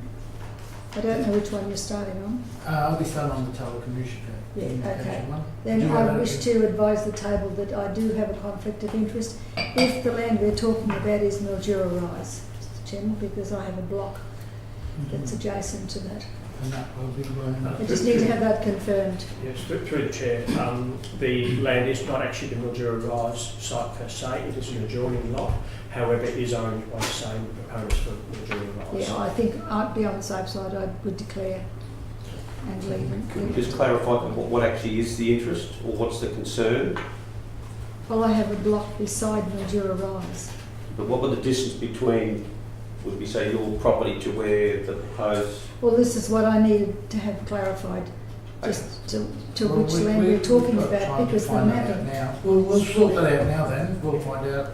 Are we able to just go, just find the area? So through the Chair, okay, so the Mildura Rise application is on one parcel of land, okay. This particular parcel of land is between the Bruce Highway and the Mildura Rise site. Okay. Is it part of the Mildura Rise? It's not actually part of it, it's not a part of the Mildura Rise site. It's an adjoining property, however, it is owned by the same proponents of Mildura Rise. So in terms of distance, we've had a lot of discussion about Yes. geographical distances before, not necessarily triggering conflicts. So it'd be important to understand what is the distance. Is it next door? Is it a sight line that's a concern? Can we establish what the distance is? Well, it makes reference to approvals that have already been given, and those approvals have been given to Mildura Rise. Yeah, And I that. adjoin Mildura I'm Rise. just going to the second one, yeah. Okay. Because So- it's been referenced to. So the Mildura Rise site is basically, oops, Careful. it is basically that site there, okay? Right. This is a separate parcel of land to the front of Mildura Rise. It's not part of the Mildura Rise application. But it makes reference to the approvals that have been given to those blocks in the past. So, yeah, but the report only makes references to other approvals in the area. I think it's going to come down to how you feel confident. I don't feel Councillor Mather? confident staying in the room. So, yeah, well, we might just, when we start that, we might ask you to leave it. Yeah. I mean, I could stay and be impartial, Yeah. because I have history Yeah. on all of that land around there. So through the chair, do we take a vote? I'm happy to take a vote, yep. So we'll just be voting if Councillor Mather stays in. Yes. So Can I ask first, Councillor Mather, do you want to just leave of your own thing? Or I do you think I want would to leave of my own. Well, we don't need to go to vote if she's willing to. That's what I'm Yes, saying. yes, All right, yes. then. I We'll don't leave want it to at that. compromise you either. Thank you very much, Glenda, very much appreciated. Okay, So, are you ready? well, when we get to it, Okay. I'll say that you're leaving the Well, it is, if I could just say that to you, Mr. Chair, it is important to qualify what the conflict is and make that clear. I'm putting it down to the distance because Mildura Rise was in a vicinity of where you were, and this one is adjacent. And no, Mr. Chair, that actually probably not quite correct, but I'm very comfortable to support Councillor Mader's decision if she prefer to lead, that's fine, but it needs to be stated clearly what the conflict is and why you're choosing of that decision. So in the interest of the public decision-making process, we stay in here if we can, but if there's a conflict that we believe is going to compromise our decision-making, we just need to articulate that. Well, I have my own questions, but I don't want to compromise my position or yours. And therefore the conflict is a geographical? Yes, Okay. yes, geographical. You feel the geographical... Geographical proximity to not only the development that has been approved, but these two blocks which have had previous approval, which are no doubt interrelated with Mildura Rise. And they are owned by the same... Owned by the same components, Yes. that's correct. Yes. So I think... Well, if I could, I don't want to labour the point, but it is important that as part of transparent and accountable decision making, the owner is only an issue if there's a connection to the owner. If there's no connection to the owner, it doesn't matter how many developments the owner does, if there's no connection to the owner, it is of no consequence. So could we give clarification perhaps to agree? In terms of, do we know what Councillor Mader's property is on that map, or Councillor Mader, could you point out where your property is so at least we can see that there is a geographical... It may not be exactly on that plan, but it is to the south, probably roughly where the cursor is at the moment. Yeah. Okay. Do you think that from that property you'd see the tower? You potentially would see the tower. Okay, and that may be satisfactory grounds for Councillor Mader for you to be concerned enough with. Otherwise, I'm just trying to help understand what is the conflict as such. So, Mr. I don't see how this conflict, we're talking about a phone tower. That's it. It's not like it's a major thing, it's just a phone Well, tower. it is if it sits in the middle, right on the verge So it's required. I think we've just come to a conclusion that she's given a reason why she's not happy with being, I think, as council, and she's wanted to step out, so I think we've just got to accept that she's made that decision. Mr. Chair, may I just add through you that it could be a conflict in relation to public amenity from where her home is. Yeah. It could be that. Yeah. So I don't see that as a huge conflict. However, Where it's important is so the record taker can write down. And that's been written down. Are we not happy with the geographical proximity to the approved development near Mildura Rise, block owned by the same proponent? We can take out the block owned by same proponents because that's not a big issue. It is an issue. It is an issue. I understand that, but also the visual from the tower, it could possibly be a visual thing to you. I don't even know if I'd be able to see it from my place. We understand that, but so you're saying the block owner is an issue, the same owner, is that what you're saying? Yes. Yeah. Yes. Oh, we'll leave it in there. So I don't even know if I'd be able to see it because I needed to know where it was. Well, Because it's in a high as opposed to a high ridge. I'm happy with Councillor Mader's reasoning for her to have conflict. Thank you, Mr. Chairman. I will leave the room now. Right. I'll let you know Slide once has we're all that detail. through. Yep. Put you to the test for that. All right. Deputations, there's Neil, business. I'm leaving the room, Mr. All right. Chairman. Oh, you're leaving now? All right, we'll put that down. Councillor Mader's in out.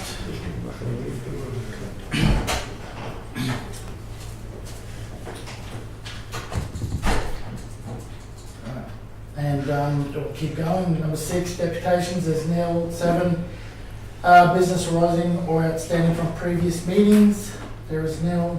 Presentation of petitions, Neil. 9, notice of motion, Neil. Questions on notice, Neil. 11, committee reports.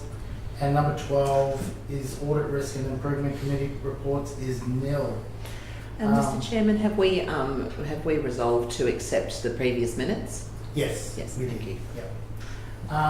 And so we'll go straight on to 13.1, material change of use for a telecommunications facility. Thank you, Chair. I'll move that. Oh, thank you. Councillor Watson, do you need a second for that? Yes. I'm happy to second that. And all in favour? Is that right? Well, we're going to hear that. Love your words. You had me baffled there. I'm still in favour. We're talking about social tolerance. Hey, Michael, how's that crystal ball going now? Can you just rewind that and tell it again? I'm going to watch the video. I'm happy for it. I used to play indoor cricket against people like you. Used to be like, yes, they'd run, they'd throw them out. I need another coffee. Alright, go Greg, sorry. Through the Chair, I'd like to welcome back Jenna Davis, who's been off for a little while, and back with the team, and she'll present today's report for an MCU for telecommunications. Welcome back, Gemma. Yeah, I was just about to say the same. Thank you. Good morning, Mayor and Councillors. So this application is for a material change of use for a telecommunications facility. Just if you can see on the screen, this is the subject site. It's located at 62676 Bruce Highway in Rocky View, and the access is from the Bruce Highway or Yamba Road. Sorry, I can't see where my pointer is. It's not pointing to the screen, but that's okay. It's pointing to the wall, but it's lost. It won't work. Okay, all right. This is the proposal plan. So the telecommunications facility is a mobile base station and will provide mobile telephone services to a geographical area. It is a monopole with a triangular head frame mounted on top. Due to the increased demand for mobile services from the growing residential population in the Rocky View area, and to ensure customers continue to experience a high quality service, a new facility has been proposed. Further, the mobile base station needs to be located where people use their devices. This is the elevation plan of the monopole. So it'll have a compound facility at the bottom, and then it has the pole designed with the head frame on top. The application was impact accessible, so it was subject to public notification, and one submission was received. The submitter's concerns are listed on the screen there, and they have been addressed in the report. The development is an essential component of the infrastructure network to service the Rocky View area, and it advances the infrastructure and services theme of the strategic framework. The proposal achieves the specific outcomes outlined in the strategic framework and in the Rural Zone Code. Based on our assessment, the application is recommended to be supported. Is there any questions? Yes, through the chair, if I may. Councillor Rothery, through the chair. Oh, sorry. Yeah. I was reading. Thank you. Moved on to the next Jenna, welcome back. Thank you very much. Yeah, it's nice to see you again. Thank you. So a couple of questions here. There was one submission, and part of this submission was the proximity to the property along the Bruce Highway. The report states that this is 110 metres away from the proposed site. How does this distance comply with the installation of the tower? So through the chair, the tower being 110 metres from the side boundary complies with the Rural Zone Code setbacks. So if you can see, I'll just go back to the site plan.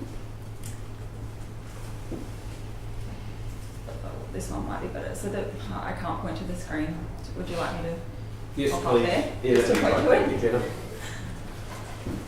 So the tower is actually proposed right next to the existing driveway here. Oh, yes. So it's 110 metres, so it complies with the side boundary setback for the Rural Zone. Sure. And in complying with that setback, what's the minimum setback? For that site? Yeah, Double check. that's fine. I can That's double fine. check It was with just Councillor if you like. pure curiosity. I can let you know. Yeah, it's all good.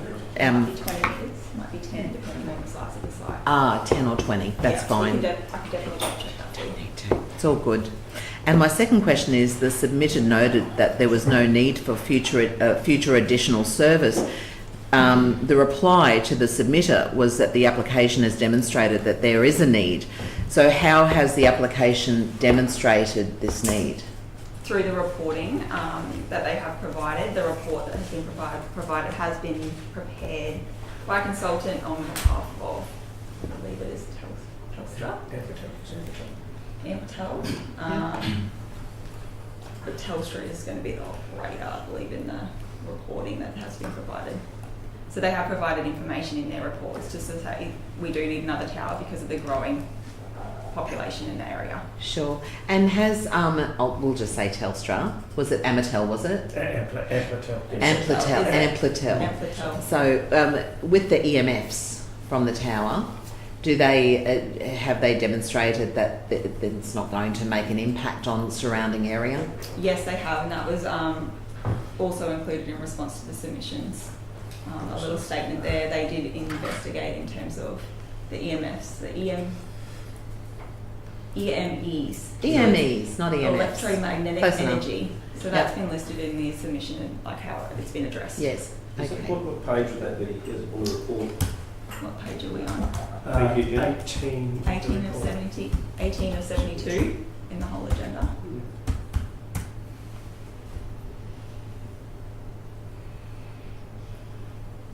Can I just ask questions? Those towers, do they direct the signal in certain directions, or is it just a blanket 360 degrees sort of thing?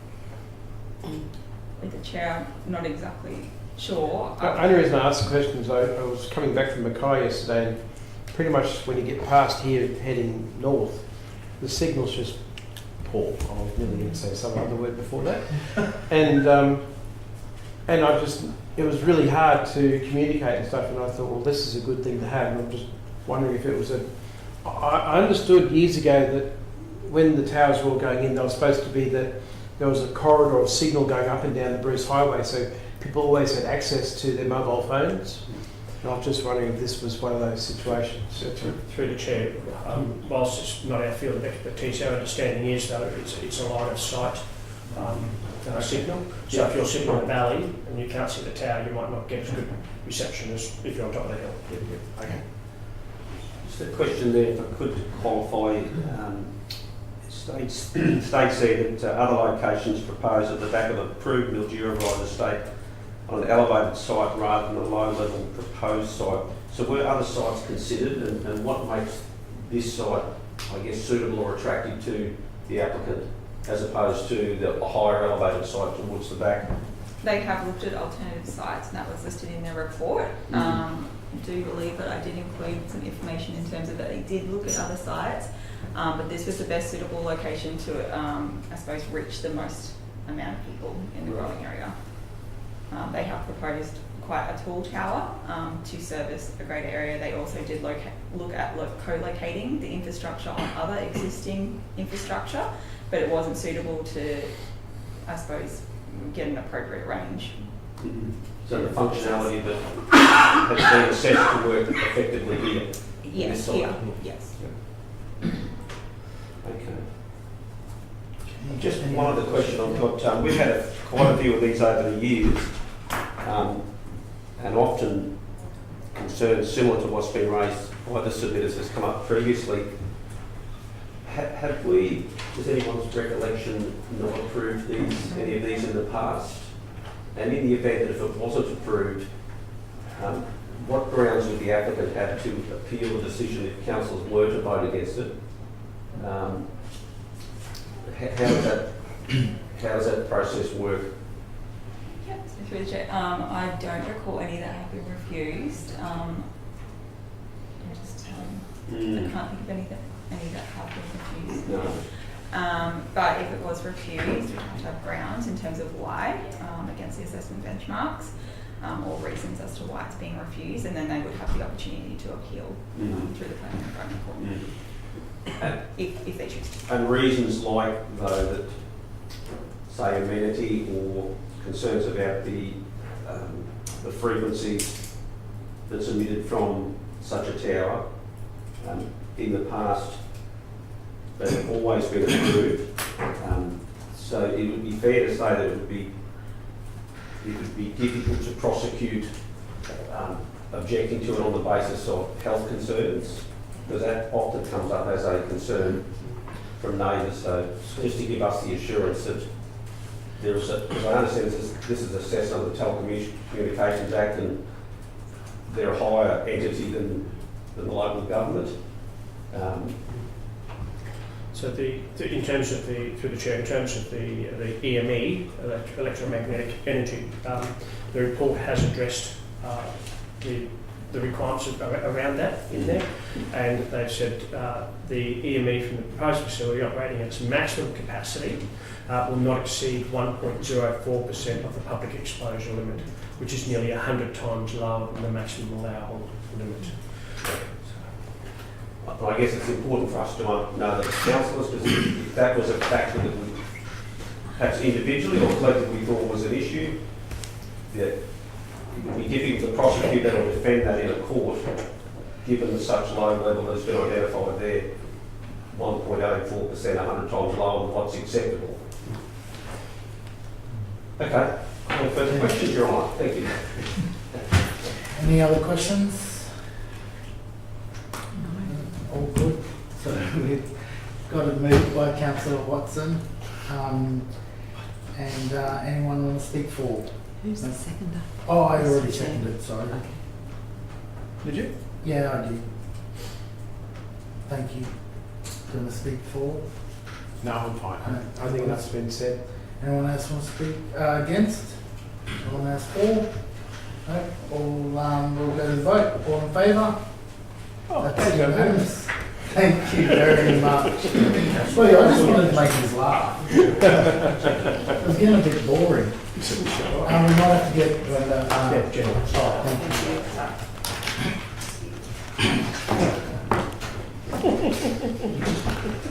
Got me good. I used to play kids' teams in indoor cricket where I used to yell out, "Run!" for the ones who were batting when I was bowling. They'd run and we'd throw the ball on them. It's quite easy with people like you. Yeah, you've got a straight nose.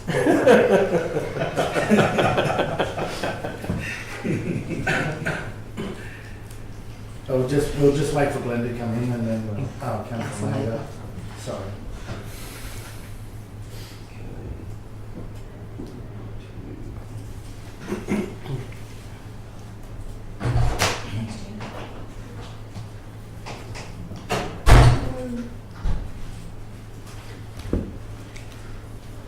Okay, thank you, Councillor Mather. We'll get. I believe you've finished that topic, Mr. Yes, Chair. yes, we have. We'll go to 13.2, the vegetation survey resolve, part lot 31, SP 183254, and we'll pass this to. Thank you. Through the chair, I'll take the report as having been read because it's a fairly straightforward matter.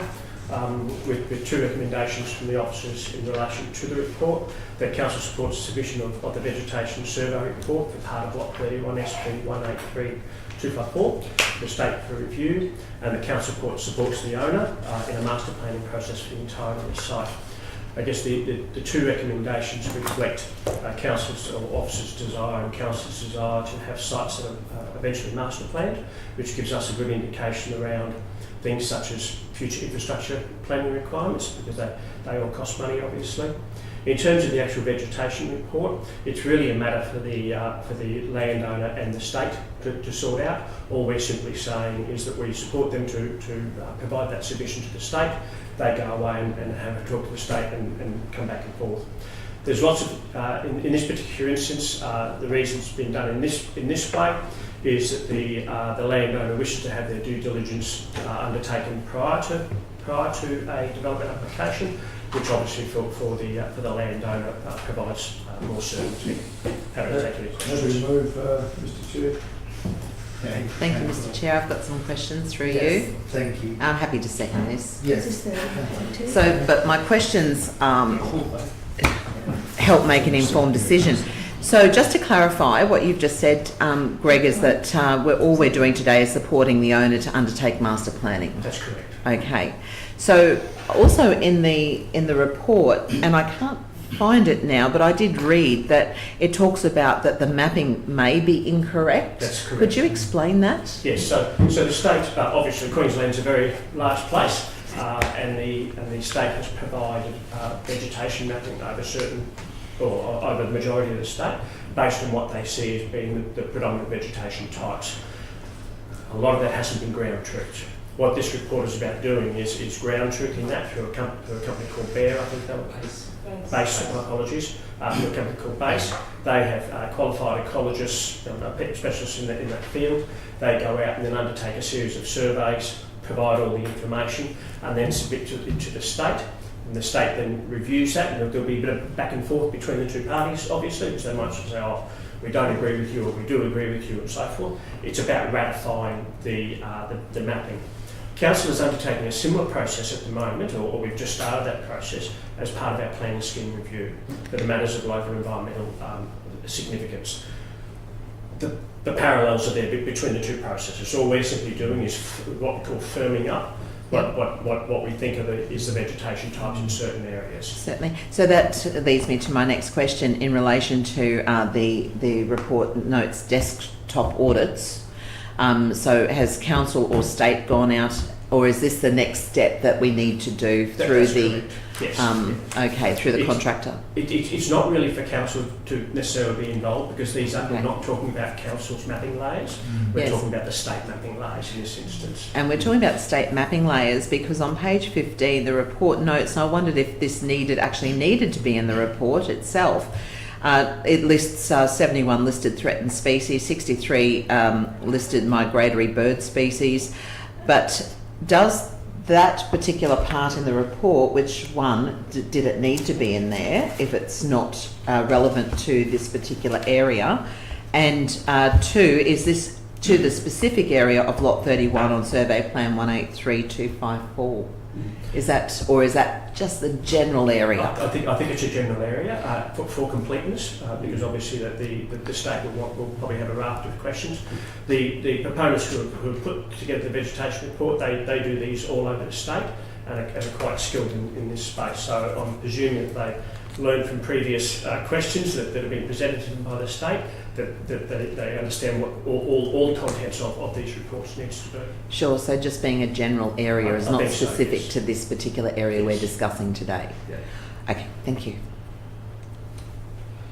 I will add that they did go out and undertake some night surveys a couple of times, and they've also undertaken a fair bit of vegetation survey over the whole site. I think they're there for about 4 days or 5 days and walked the entirety of the site. So it's not just a desktop audit? No. Okay, thank you. Thanks so much. All right, any other questions? Yes, thank you, Mr. Chairman. While we're looking at vegetation, fauna, flora, what about water table? Where do we sit with water table? What desktop or what other studies have been carried out to identify the position and likelihood of water tables if in the event this vegetation is removed? So when that would be undertaken through a DA process. All this really is about is verifying the actual vegetation on site. It's not saying remove the vegetation, it's not saying keep the vegetation, it's simply firming up what vegetation is actually there. But would that not go hand in hand with water possibilities? Well, potentially. So if we got to a development application stage, and we are probably talking some ways away, then that would be part of the assessment criteria for that. That is not part of the assessment criteria for the actual vegetation that's on site. And I know that everybody in this location and surrounds, they're very much protective of their vegetation, but we need to be, as you know, selective as to what we can and should take and where it should be taken. So that's where it goes hand in hand. Some places might be safer than others, or more vulnerable, I should say. And through the chair, through some other vegetation surveys been undertaken in that area, we were surprised at some of the vegetation that was found there. We thought, well, why would there be cycads there? And there weren't. So this is really just about firming up and understanding what's there and what isn't, which then obviously gives council some assurance around what potentially could happen in that space, and also gives the owner/developer some comfort around it. It's really a due diligence exercise. Thank you. Okay. Anyone? Sorry, Mr. Chair, I can probably sum it up as the difference between being generic and granular. Right. Yep. Am I granular, Mr. CEO? Granular, into the detail, absolutely, Councillor.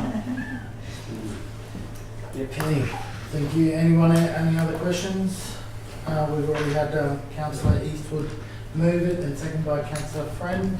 Anyone want to speak for? I'll speak for Mr. Mayor. This is it's pretty bad, Mr. Mayor. Thank you. Mr. It Chair. does sound good.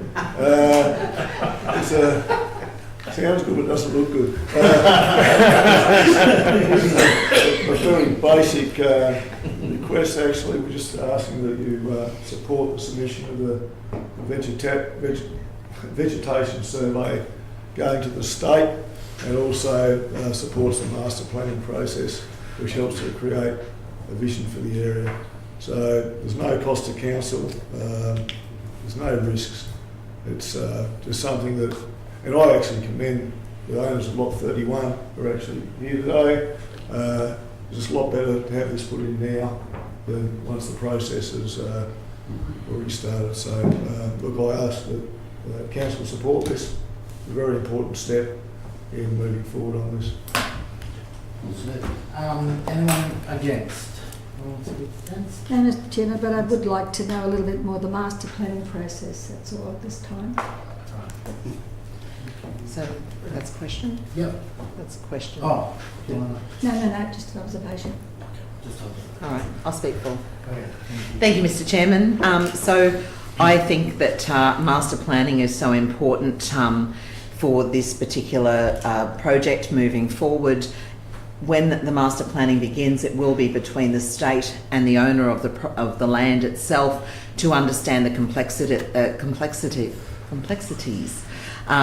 This would include also talking about what Councillor Mather brought up earlier. Water tables would be taken into consideration, and also any type of species, both fauna and flora on the land. So also too, but this not only helps the developer and the state, it will help council as well. By allowing this coordinated approach, it helps us know of future infrastructure needs and where they need to go, and future settlement of the areas within our shire and what patterns they will be for the future. And then this will directly pertain to our budgetary deliberations in the coming years. So yeah, I think this is a great move forward. Anyone else want to speak for or against? No? We'll go to the vote then. All in favour? Against? We have majority for. So did that is cut. Did Mr. Chair, did Renee get? Did you get that? Yes. Thank you. Thank you. Next one, we'll go to, we're going to closed session. That's it. Yep. Thank you. Thank you. Oh, they're just going to close session. So see that now. Very good. Thank you. Thank you.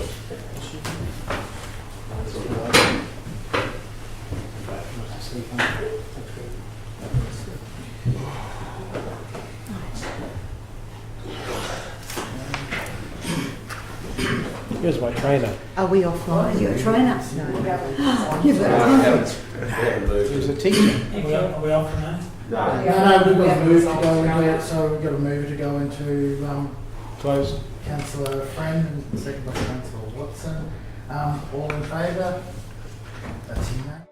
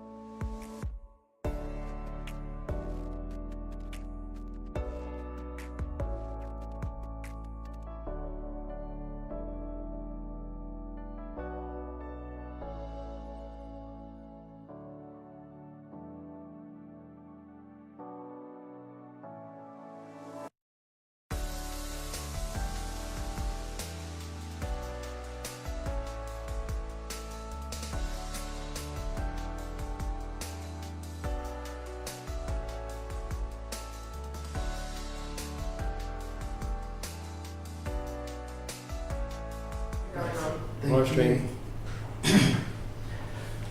Okay, thank you back to the Development and Environment Committee. We've just come out of closed session and we're going straight into 16.1, which is the request for council views on application to purchase part of unallocated state land at Stanage Bay. I'll move that.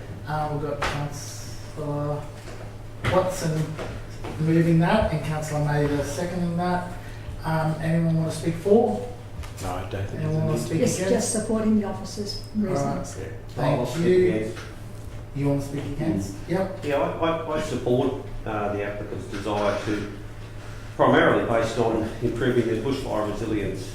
If you look on page, doesn't have pages, but it's got there, under disaster management and volunteer officers' response, it's got, whilst the entirety of the property is mapped within the potential impact buffer for bushfire hazard, so the property is actually mapped in a bushfire hazard area. Correct. Recently we agreed to recalibrate our bushfire management plans to the extent that we put people first, environment and materials second and third, or somewhere in that order. I look at it from just a pragmatic perspective that the small portion that they've requested is of fairly insignificance in the scale of the amount of land around there. The 300 odd square metres, that provides a more safer environment for them in a bushfire prone area. I would support that process. So, thank you. I have a question through the chair. Yeah. You can question right up until the vote. Sonia, whose responsibility would it be to put a fire break in? Currently, it's allocated state land, so it's the state's, and as written in the report, it states that the responsible state department have already installed a fire break on the land that adjoins this property. Thank you. Okay, anyone else want to speak for or against? No, we're right to go to the vote. Those in favour? Those against? We have unanimous. No. Oh, not unanimous. We have majority. We Yes. go that way. We record. Sorry. So we'll go to now 16.2, which is request for council views renewal of term lease over lot 137 SP 30995 at Lake Mary. We got a mover for that? Yes. Councillor Mather can move it and Councillor Watson second that. Do you want to speak for? Just to say, Mr. Chairman, that it's a very simple application, and these are bona fide producers, and I don't see there's any reason for us to intervene here because it's been working quite well over these years for this family, and we need to leave it in the hands of the people who've been dealing with it. Anyone want to speak against? Anyone else want to speak for? All right, we're right to go to the vote. Those in favour? That is unanimous. And we'll go to the last one, 16.3, request for council's views renewal of term lease over lot 124 LN 636, The Caves. We got a mover there. I'm happy to move that. And someone second that? Councillor Mather. I'm happy to leave it how it is. Anyone else want to speak for? The same as the previous Same. debate, Mr. Chairman. Anyone want to speak against? No? So we'll go to the vote again. All in favour? That's unanimous. Thank you very much. And that does conclude our meeting. Thank you.